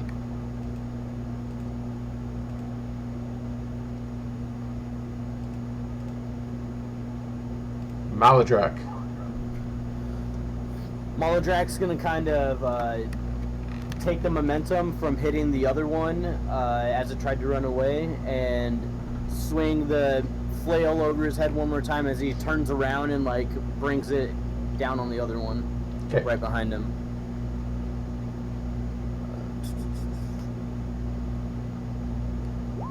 For a 19 to hit, That is a hit. Nice. which does 8 bludgeoning damage. You like whip it around, and this one you catch it upside of the head, and you hear like a loud crack, and part of its skull caves a little bit, and you see it stumble off to one side, like trying to catch its balance, and it's like literally wobbling on its feet, blood like oozing out of its mouth at this point. One eye is just gone. Nice. And then I'm going to, I think, just circle around behind him like that, All right, and then call it good. Petra, you're up. Okay. Petra is going to take another shot at the one over by Maladrak.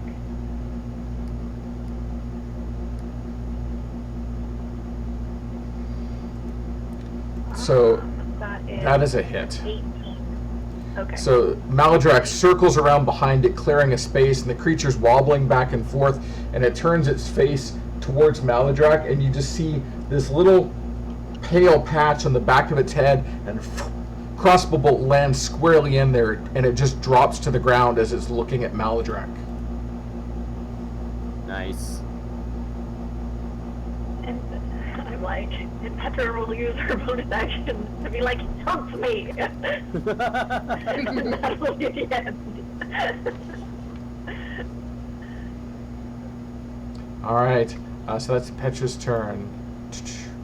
The blue one with this little sparkling, it's almost like a little piece of glass in front of it, magnifying its image towards between it, this Allosaurus, and Tur.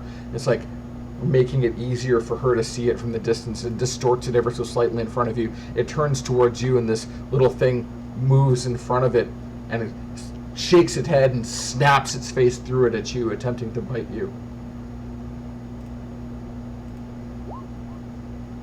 That is a 15. Does not hit me. Does not hit Nice. you. That is its attack. The one facing Tur also turns and slashes back on the other side with one of its claws. 16? Yeah, that just hits me. 16 just hits you. That is 14 points of slashing damage. This time going much lower than your face, using one of its back legs, clawing and like getting in like across the front of your thighs. Big claw marks dragging down the fronts of each leg, ripping your thighs open. It really hurts. Yeah, it does, considering I'm now at 6 health. And it's your turn. Okay. Now, Alright. Ladrak, you're on deck. Got it. So, here's what I'm gonna do. Using my bonus action to put Hunter's Mark on Pinkie Pie. Okay. Then I'm hitting Pinkie Pie with the mace. Mace. Get him, get him, get him. Alright, 10 hit? Add your D4. It might. Yeah, you're still Yes, I will add the D4. Don't mind if I'm freaking due. Ooh, 12. Just shy. Alright. I'll take that. That's your attack, bonus action, and any I movement? use my bonus action. I can't move without provoking an attack of opportunity, so I'm just gonna stay put. Alright. That Allosaurus doesn't get a turn because it's dead. It's Maladrak. It So is first- no more. So first thing Maladrak does after hearing Petra cry out for help, he's going to like kind of stand up tall after watching this thing drop in front of him, and let out this like battle screech as he uses Channel Divinity, Turn the Tide. So everybody's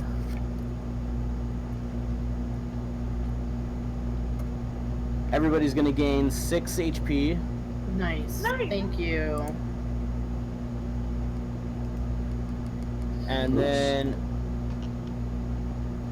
Maladrak is gonna run forward and leap at the one that's been attacking Petra.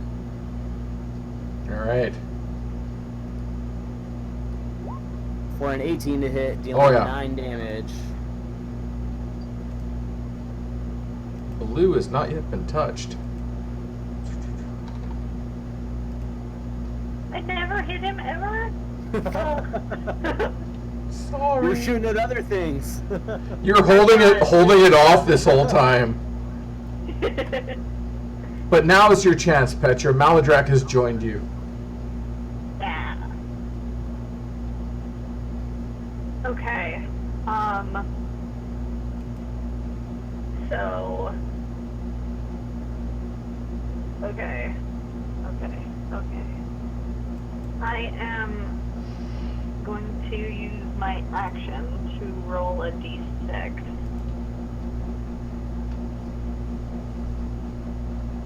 What are you attempting to do? I'm attempting to get Planeswalker power points. Oh, you already had them. They were at full. Oh, So you can I use already had them. You already had them. So you can use Okay. a bonus action or an action to spend some of them. You only have to recharge if you use them up in battle. Hey folks, there you here's go. a new I thing that get we've them. got. Yeah. I forgot There we about go. I thought I might have to get them before I could spend them, but that's cool. Nope. So,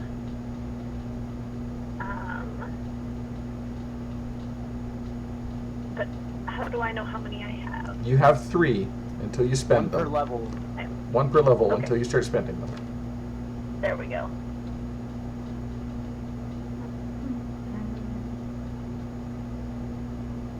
I want to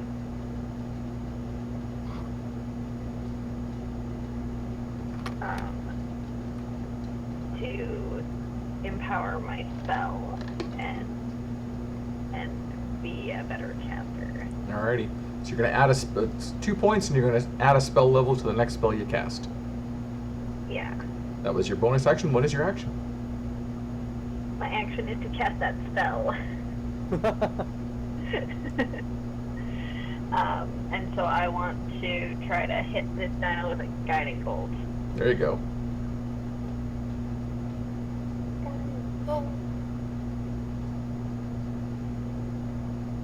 It's the best kind of bolt, the guiding bolt.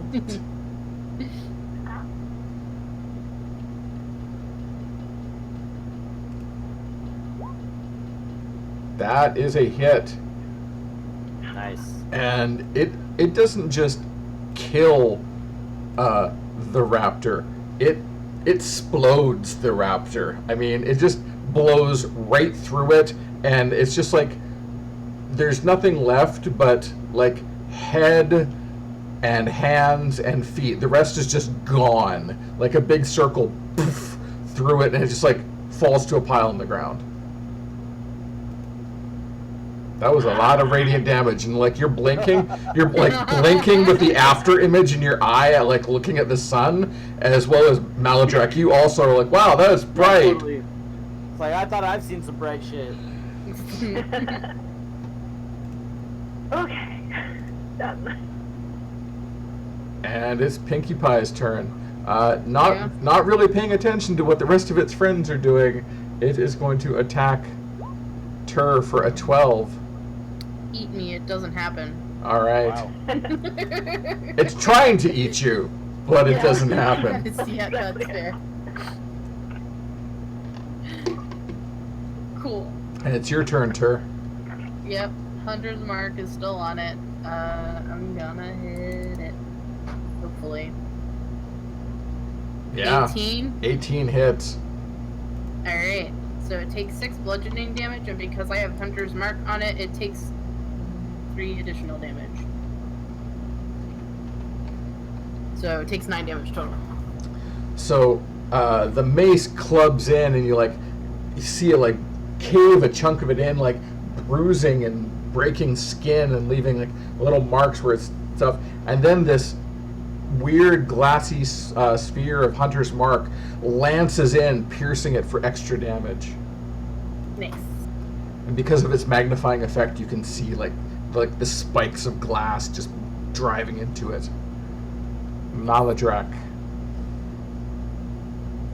Maladrak is going to run forward and try and help Tur with this last one that's left.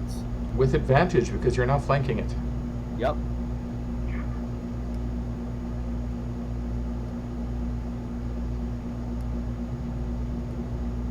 For a 22 to hit. Yeah. For 5 bludgeoning.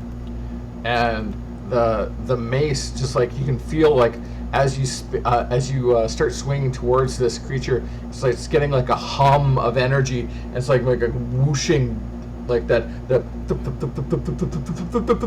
It's like, and you hit it under the chin, and you just see it head fold over back, leaning way further back than you thought it might. And there's a crunching sound as it like slaps to the ground. Awesome. And we're out of combat.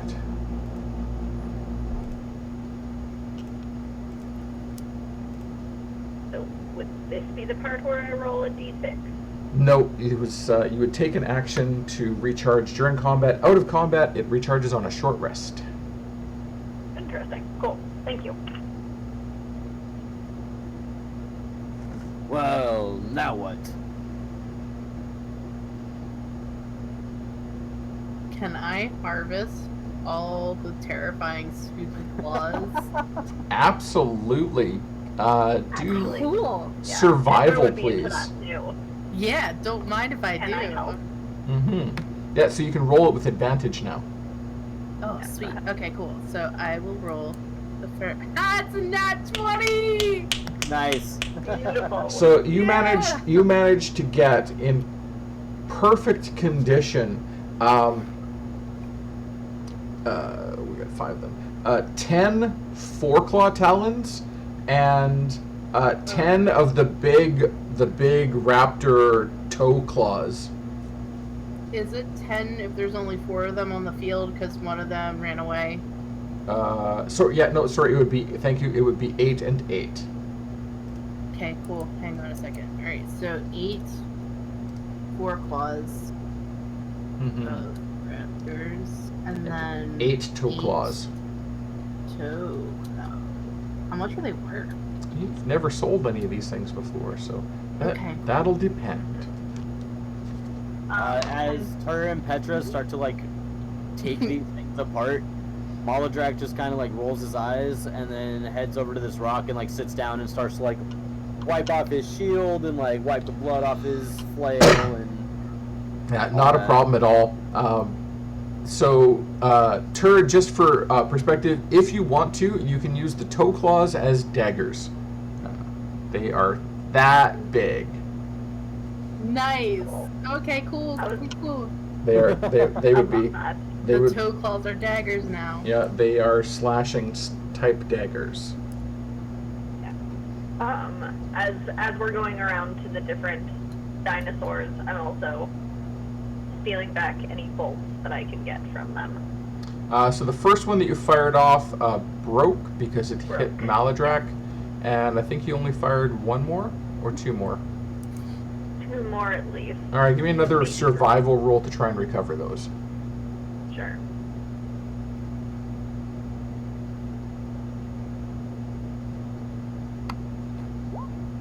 Yep, not a problem at all. You managed to get them Awesome. safely Yeah, cut them yeah. out of the Allosaurus. Can I retrieve the shot of mine that missed? Uh, I had aimed at blue. okay, yeah, give me an investigation to try and find it. Okay. This is some heavy jungle. Oh, No, damn. it's lost in the bush. There's like vines and shrubs and tightly packed trees. That's fair. With the exception of the path that those 3 big-ass dinosaurs like ran down, this is really actually heavily overgrown area. Okay. Yeah, Although, that's fair. as you're looking for it, you do notice that there's way more dinosaur tracks than just those 3. I mean, like, there's lots more, and there's, like, it looks like some of the similar ones, but this path that you've been stomping on it's, like, fairly well worn. Like, you can see the vegetation has been pulped and browning, so it's past several days. Okay. Well, we can do what I had suggested earlier and stay on the path and head towards wherever they went. Considering that in the time it took us to deal with, and then like Tur ends up pointing at the carcasses, nobody else has come by. Maybe they were just bringing up the rear, or it was a 3-person race. But I don't think that we will have any additional trouble if we like move on the path. Like, I don't think that anybody else bigger is going to come by. If everybody is okay with that. Yeah, Petra's okay with that. Yeah, before Maladrak she's is getting kinda- ready. Mhm. I was just gonna say I nod his head as he hears you guys talking about it. Petra's going to attempt to like get a scale off one of these things if she can. It's more thick leather than scale, with the exception of like these almost like feathery crests, but they're really thick, sturdy feathers. You could try and pull some of those if you want. Yeah, sure. All right, give me a What would survival. that be?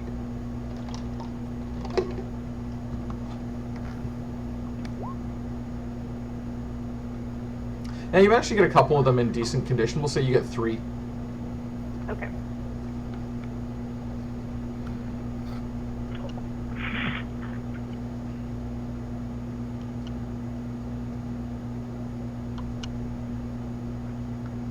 Alright, I'm happy. So you found yourself, as this combat ends, there's a little bit of a rumble, and this one isn't a rumble of ground, but more of thunder. And then you can almost like, as if somebody had flipped a switch, rain just starts. Like, it was drizzling before, but now it's just like big raindrops, thick heavy downpour, but delightfully warm. Like, almost bathwater warm. Huh. But it's still a lot of water. Alright, well, this is gonna slow us down a little bit, but we should be able to make our way. Mm-hmm. Yeah, Maladrak just kind of like gets up and like walks to like underneath the trees. Yeah, taking shelter under those. So, has everyone agreed that you're following the path that the dinosaurs have trampled? Yep. All right. Sounds like it. Are you moving at a fast pace, regular pace, or watching for trouble? Slow pace. I guess with the rain, Tur would want to make as much time as quickly as possible. Do we know what time of day it was? I was just gonna ask that. Yeah. No, you got blasted off into who knows knows Well, where. we knew it was drizzling, so was there daylight? There it was daytime there drizzling? was a little or- bit, yeah. So it's probably late in the day. It's starting to get a little bit darker, but that might just be the cloud cover as well. At any rate, Alright. you were about to settle in for bed when you left the inn, or were rather ejected from the plane of existence that the inn was on. So it is, Fair. by your body clock, getting late. Alright. We could try to wait out the rain then, in that case, if everybody's tired. We could. I guess we don't know what we're traveling toward. I would be fine with traveling maybe a little bit, and seeing if we find anything, but Yeah, yeah. if we need then to can do rest, that. we can rest. Yeah, we can travel a bit then. Alright. So you We'll start see if we hit civilization. So you start making your way through this jungle, sticking mostly to the path. It gets progressively muddier as the rain continues. It continues for 3 hours. At 4 hours, it starts to wind down a little bit. By 5 hours, it's clearing up. You can start making out the colors as the sun is setting and the sun's dropping below the clouds, lighting them up. You get the pinks and the oranges. This lovely scent of fresh rain on thick vegetation fills your noses. You can smell like the exotic perfumes of flowers that have opened up to absorb all this rain. It's almost overwhelming, the number of scents and sounds of exotic birds and small animals, faint rustling in the bushes from critters that are trying to do their best to avoid higher level predators. You make your way through, and as night falls, you haven't caught up to the dinosaurs, and you haven't found or seen anything else. But you are still following this path laid down by the dinosaurs. Alright, what are you going to do? I think it might be time to talk about taking a rest. Yeah. I'm there. Yeah. Alright. Who's taking first watch? Do you want me to? Since I got us into Well, I guess. this. That is fine with me. I will take another one. So Tur, Mal, and then Petra? Mm-hmm. Okay. So Tur, on your watch, please roll me a d20. Just a straight D20. Straight d20. Okay, guys, pray for me. 19. Nice. All right. Yeah. So during your watch, everything is quiet. Jungle sounds that you're not familiar with, but you've traveled in the forest long enough that you recognize the sound of like creepy predators and smaller animals, and it's not really that problematic. Maladrak, your watch comes up. Please roll me a d20. A 9. Ooh. Okay. Your watch also uneventful, but there's a couple of moments where you're like unfamiliar sounds, like creepy nighttime noises. It's not as particularly restful as you would like, leaving you a little bit on edge and not sleeping as well. No negative effect except for just that feeling of like you feel like you got watched at some point during your watch. Got it. And Petra. Just a straight 20. Straight 20, please, yeah. 5. Please roll me percentile, D100.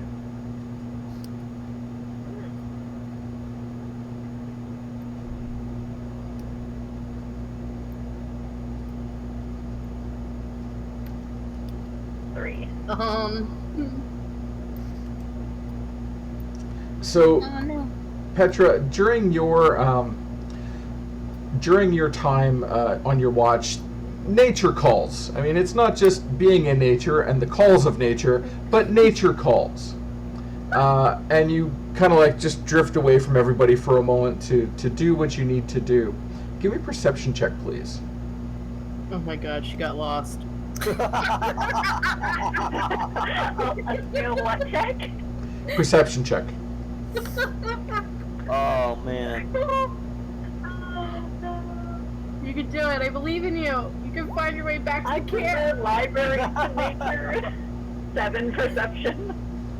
So you go off, and what feels like just a few steps off into the bush, just to find a little bit of privacy and screen yourself. Do your business, and you turn to look back, and the camp was. It was.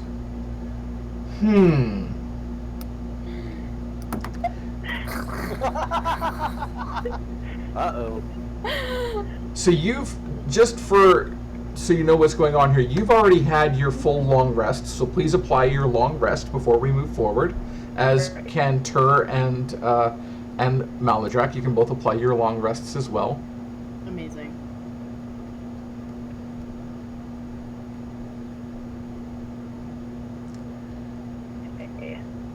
Petra, as you're trying to figure out where exactly it is that the rest of the camp goes, you feel like a plant brush against your arm, and then you brush it away, and as you brush it away, it like slips over your hand and curls around your shoulders and constricts around your neck, and you feel it as it grabs you and pulls you up off the ground. Uh-oh. Lovely. Yikes. Yup. So you have been constricted by an assassin vine, and it looks like it did 11 points of bludgeoning damage. The poison damage does not take effect yet, but you have 11 points of bludgeoning damage, and we are in melee, so I'm going to please remember to click your token before you roll your initiative. Is that how it puts it in the order? Yeah. Okay.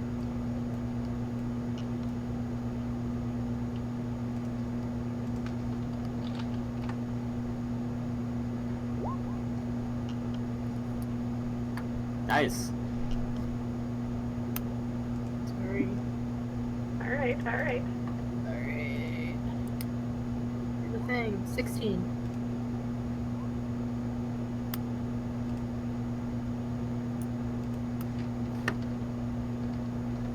Okay. So, Maladrak and Tur, you are sleeping while this happens. Mm-hmm. Dun dun dun. Petra is in the bushes. So, Petra, you have been attacked, constricted, you are currently grappled, and being pulled up off the ground, dangling by your neck and one arm that's been tied tight around you. It is your turn to go. What are you doing? Okay. I am using thaumaturgy to yell very, very loudly for help.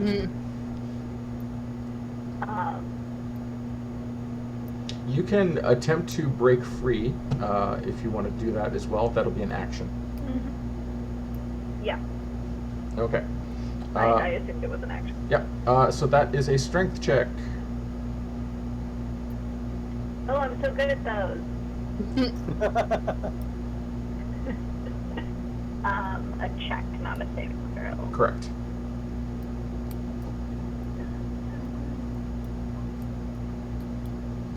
So you struggle and like pull on it, and you're kicking your feet as it like pulls you up, and you're just dancing on your tiptoes as this thing is pulling on your neck. Maladrak and Tur, with advantage, perception checks. Perception. 20. Maladrak, you wake up. I'm just gonna roll twice. 17. Tur, you also wake up. Maladrak, you not only wake up, you know the direction the sound came from. Petra Sweet. screaming for help in the bushes not far from you. Cool.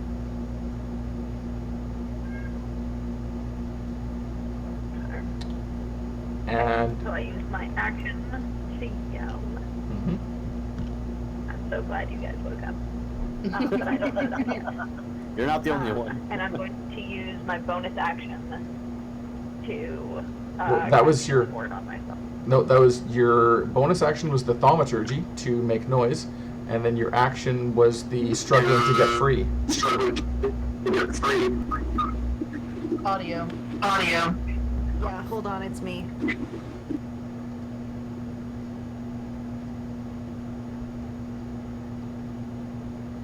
Better. Is that working? Hold on, my headset disconnected. Okay. Well, I'll let you resolve that because it's Maladrak's turn. So Maladrak is going to wake up. I'd imagine I use half my movement to stand up. Yep. And then I'm going to dash in the direction that I can. So that'd be what? My speed's cut in half. I have 25 feet, so that makes it 12 and a half plus 25, or is it just 25 total? Dash would give you as your action, so that would take you right to Petra. Okay. Then I will do that. You roll right up to the Petra. The last couple of feet, it's like the plants are doing their best to get in your way. Like it feels like that, like it's overgrown and becomes really difficult terrain, but you manage to make it up to her. Cool. So- And then, yeah, I don't have anything for bonus action at the moment, so that's going to be my turn. all right. Tur, you wake up and you see Maladrak ripping off into the bush. I'll be following him as fast as my short little gnome legs can carry me, and it appears like they do. Bolt. Okay. So because you were sleeping, you did lose half your movement for getting up and sort of Oh, untangling sugar. yourself. Okay, then I should be about here then. Yep.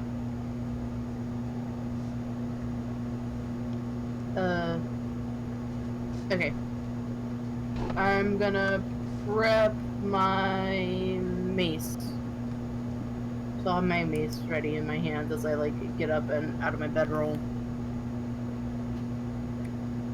All right. Petra, it is the Assassin Vine's turn.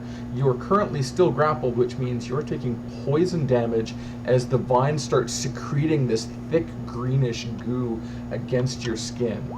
And that's 23 points of poison damage. Yikes! I'm out. Yeah. Fuck. Shit! I Okay. I rolled a bunch of 5s and 6s on that. So Damn. Alright. Too spitty So for this, holy shit. Maladrak, you see her like as you roll up, Petra's like struggling against it, and then like as she's fighting these vines, this thick goo just starts seeping out, and you see her start like vibrating and shocking and foaming at the mouth as she's dangling from this vine that's like pulling her up. Got it. All right.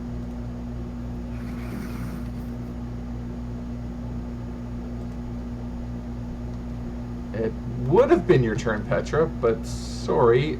So it's a death save. Okay. That's the first time we've done that in this game. I think so. Yeah, because we've always, because I would have done it last session if Oh. people didn't keep healing me.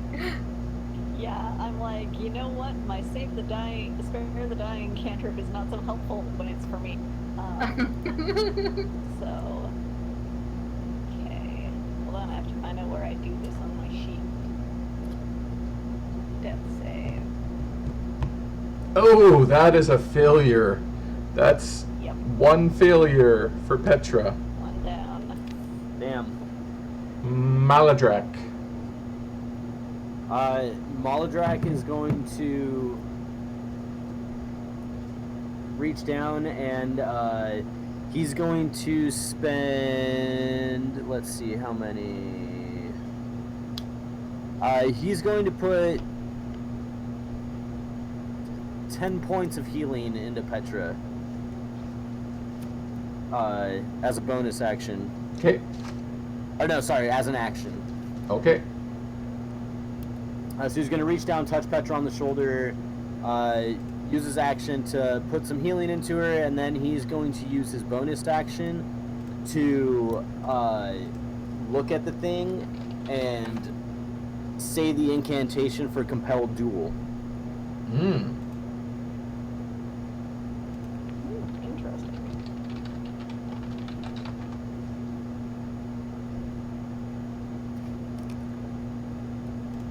So it has to make a wisdom save. All right. Not a good thing for it. 11. It does not make it. Okay. So it is drawn to me. It if it attacks anything but me, it has disadvantage on the attack rolls, and it lasts as long as I don't attack anything else. Okay. Compelled duel with the assassin vine. The drums start beating. You start hearing the jungle drums. Dun dun dun dun dun dun dun dun dun. Tur. Yes. I'm gonna finish my movement. Well, I'm gonna do my movement. I'm gonna run up next to Meladrak. I can go on the other side of him. I'm going to assess the situation. Is Petra still being grappled? Yes. Vine? She is still Or being has it dropped grappled. her? It does not drop. her. Okay. Does it only have her like up by her? How like thick is this vine? So it's like about wrapping around her. yay thick around. It's got around her neck, one arm, and upper chest.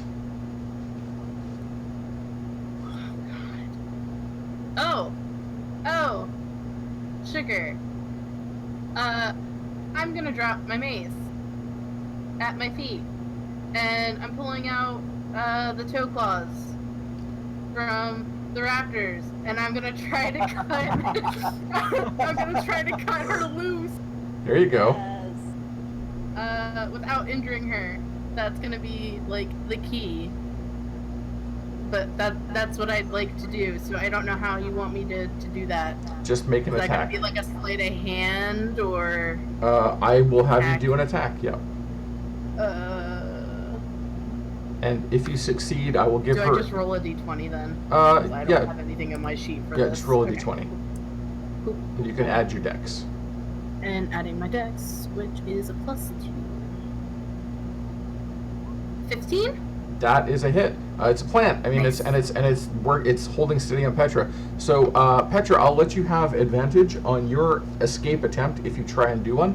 In the meantime, go ahead and roll me d4 for damage on Tur. It will assess some damage. Oh, it's doing d4 to hit. Yeah. Ah, 4. Excellent.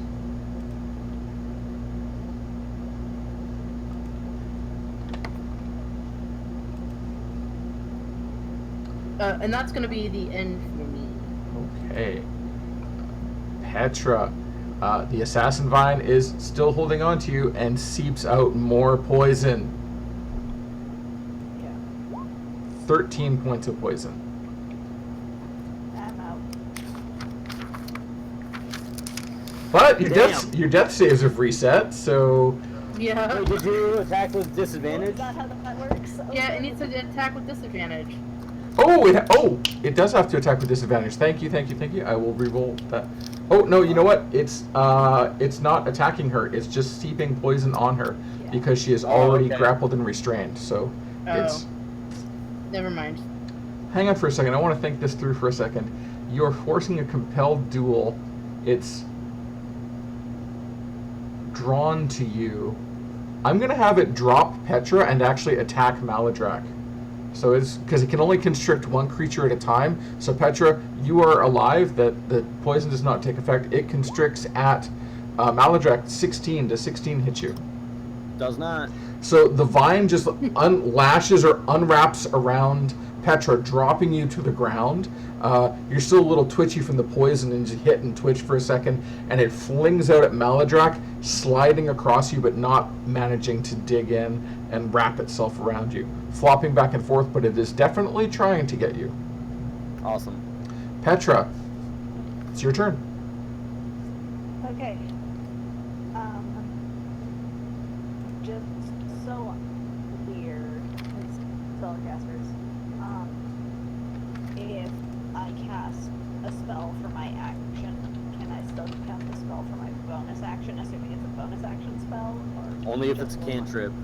Only if it's a cantrip, yep.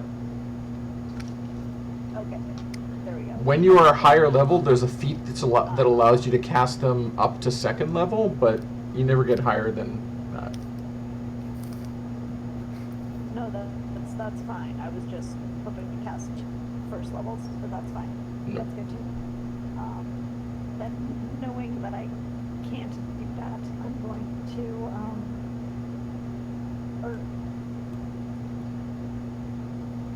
I'm going to heal myself. That is what's happening. That's my bonus action. Do that at third level. I'm going to use that stone. Okay.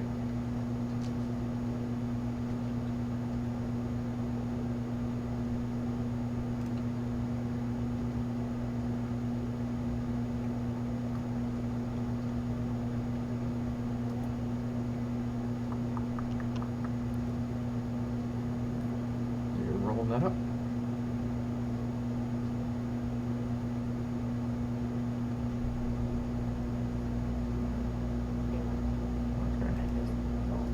Okay, and Maladrak, so you are up while Petra gets her numbers. Yeah. and Alright, I'm gonna so- back away from this vine if I can. All right. So I'm going to just try and wail on this thing. Go for it. Petra, you can go ahead and move yourself too. For a 19 to hit. That is a hit. I'm going to go ahead and spend a spell slot to smite it. Okay.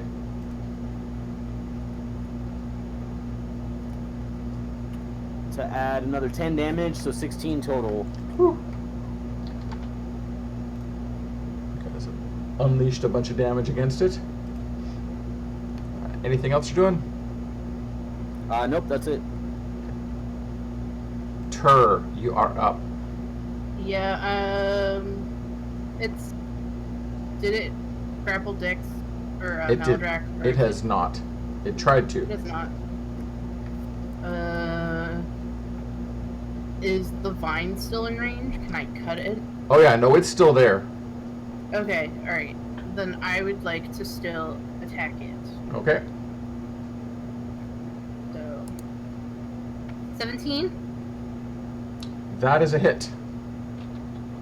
1 point of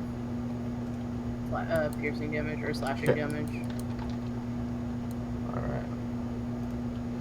As you have slashed at it, it starts thrashing back and forth, and you can see that the plants and vines around it start moving and thrashing in harmony with it, getting to the point where they're starting to wrap around your feet, almost as if you're sinking into the foliage as you're standing there. I need everyone to make a DC 13 Strength saving throw.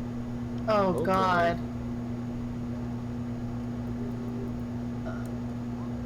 Turn! No! Oh, man. Oh, you Oh, bitch! come on! Ah! Oh, what the Wow, fuck? that's everybody. This is how we die. Uh, Best saving throw What, six ever. sessions? it's been a fun campaign, folks. Everyone is now restrained. Oh, fuck. Yeah. Your movement is 0. That's the only effect that this happens. But yet you're kind of locked in place now. So it uses that, and that is all that happens this round. But that seems like a lot. Petra. So it got me even though I was further away. Yep, you're still within range. Rough. Woof. Okay. That's a big woof. I have a charger now. Things are good. So. Okay. Oh, wait a second. Let me do a quick measurement here. Yeah, you're good. You're also restrained. Yeah. Nope, that's fine. Okay. I am restrained, and I know that it poisons me. Oh god, are we all now poisoned? No, you're just restrained. Well, if you Okay. stay For with now. For now.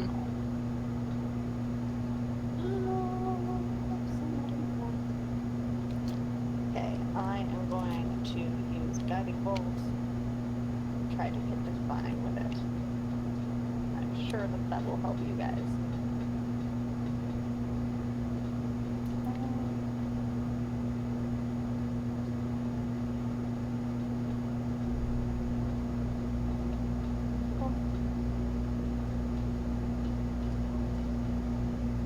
That is a hit. Nice. Did it roll the damage too? It did, yes. 16 points of radiant damage.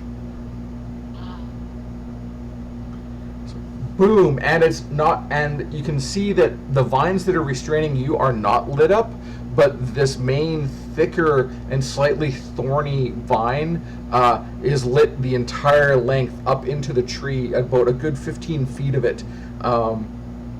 It's now brightly lit in this pre-dawn jungle. So the next attack against it will have advantage. Is that it for you, Petra?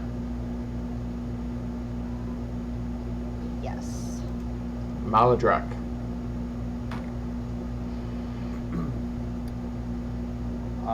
Maladrak is going to do the same thing. He's going to just swing on this thing now, especially now that it's all lit up Mm-hmm. for him.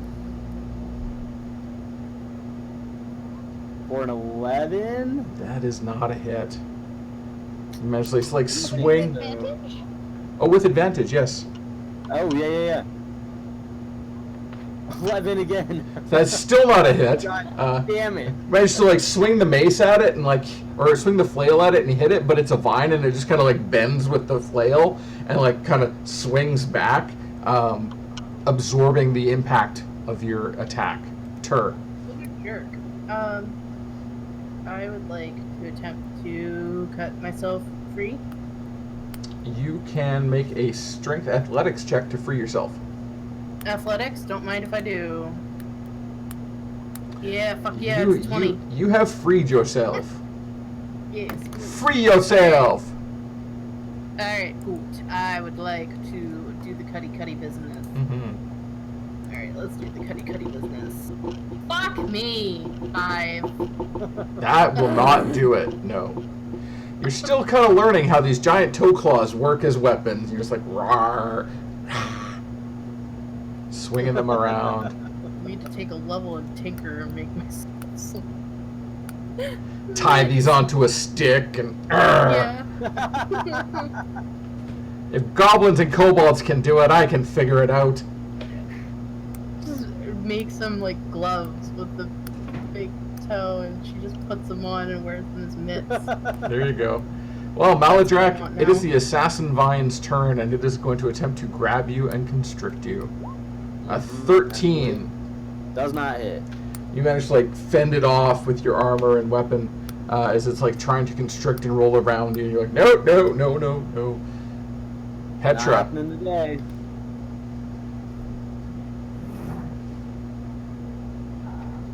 Petra is gonna try to get out of there. All right, that is a strength athletics check.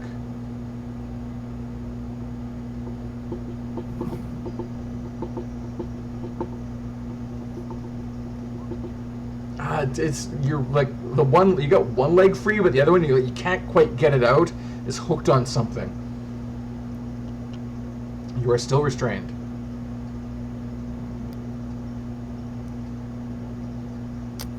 So that was your action. Taking poison damage. You are not taking poison damage. No, it's just a one-time effect. Ooh, It's almost beautiful. caustic when it was burning onto your skin, though. It's very unpleasant. Yeah. Okay.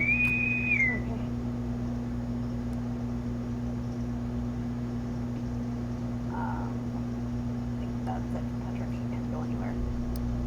Alrighty. Maladrak, you're up again. Attack! Ah, fuck. No. Nothing there. Any bonus actions? Let's see.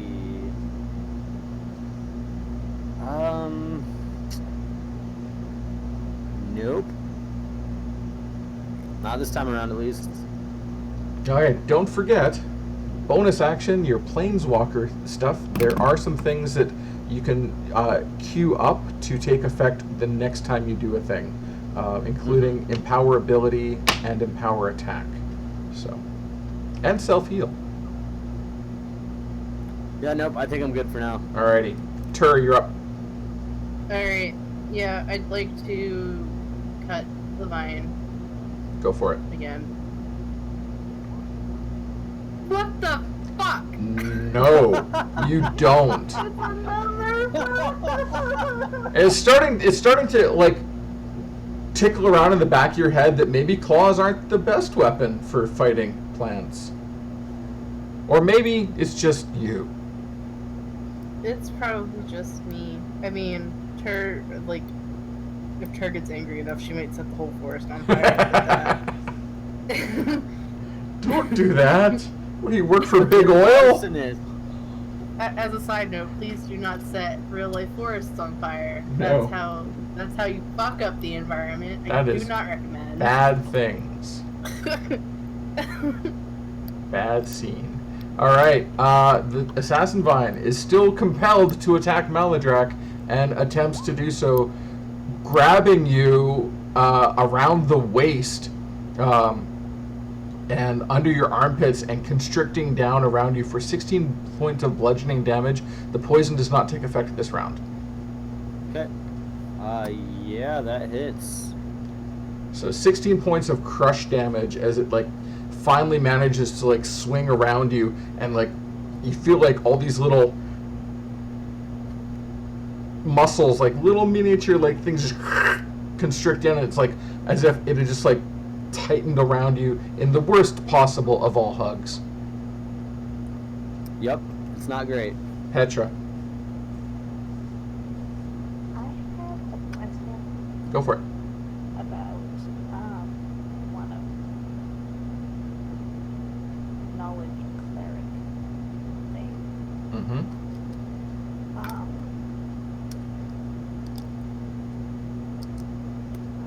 That I can gain, see, in a skill or a tool. Is that like, what's the difference between a skill and an ability? Ability checks are strength, dex, con. Skills are athletics, survival, acrobatics. Oh, okay. Gotcha. Okay, so that's not particular to me right now. Okay. Nope. Good to know. So what are you going to do, Petra? I'm going to try to get out of this thing again. Alright, so using your action to do strength athletics.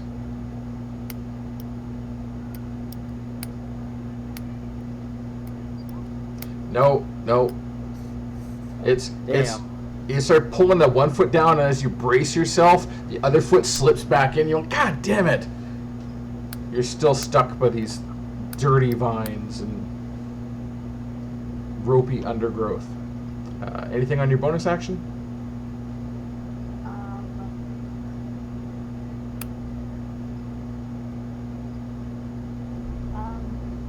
So can I use a bonus action to empower my strength ability using a d6? So you got 1 point left. You can empower your strength, yes. So the next time you do it, you'll have advantage on the check. Okay, that is what I'm doing. So your strength is empowered for the next time that you got. You go. Maladrak, you're up. Maladrak is going to move around here and try and swing on the thing again. Okay, so it has grappled you, so you are restrained. Oh, so I can't move. Nope. Got it. All right, well, I'm just gonna swing then. Okay. For a 20, not natural. And I'm That gonna is definitely smite a this hit. one.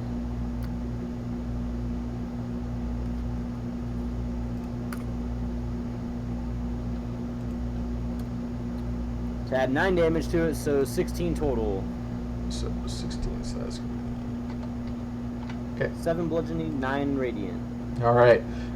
So flash of light as your flail impacts on the thing, and you can see like the impact bruises in, leaving like this big scorch mark on the vine, but it still got you snugged up tight. Tur.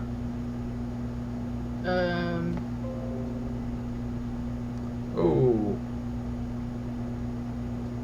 OBS disconnected. Attempting to reconnect.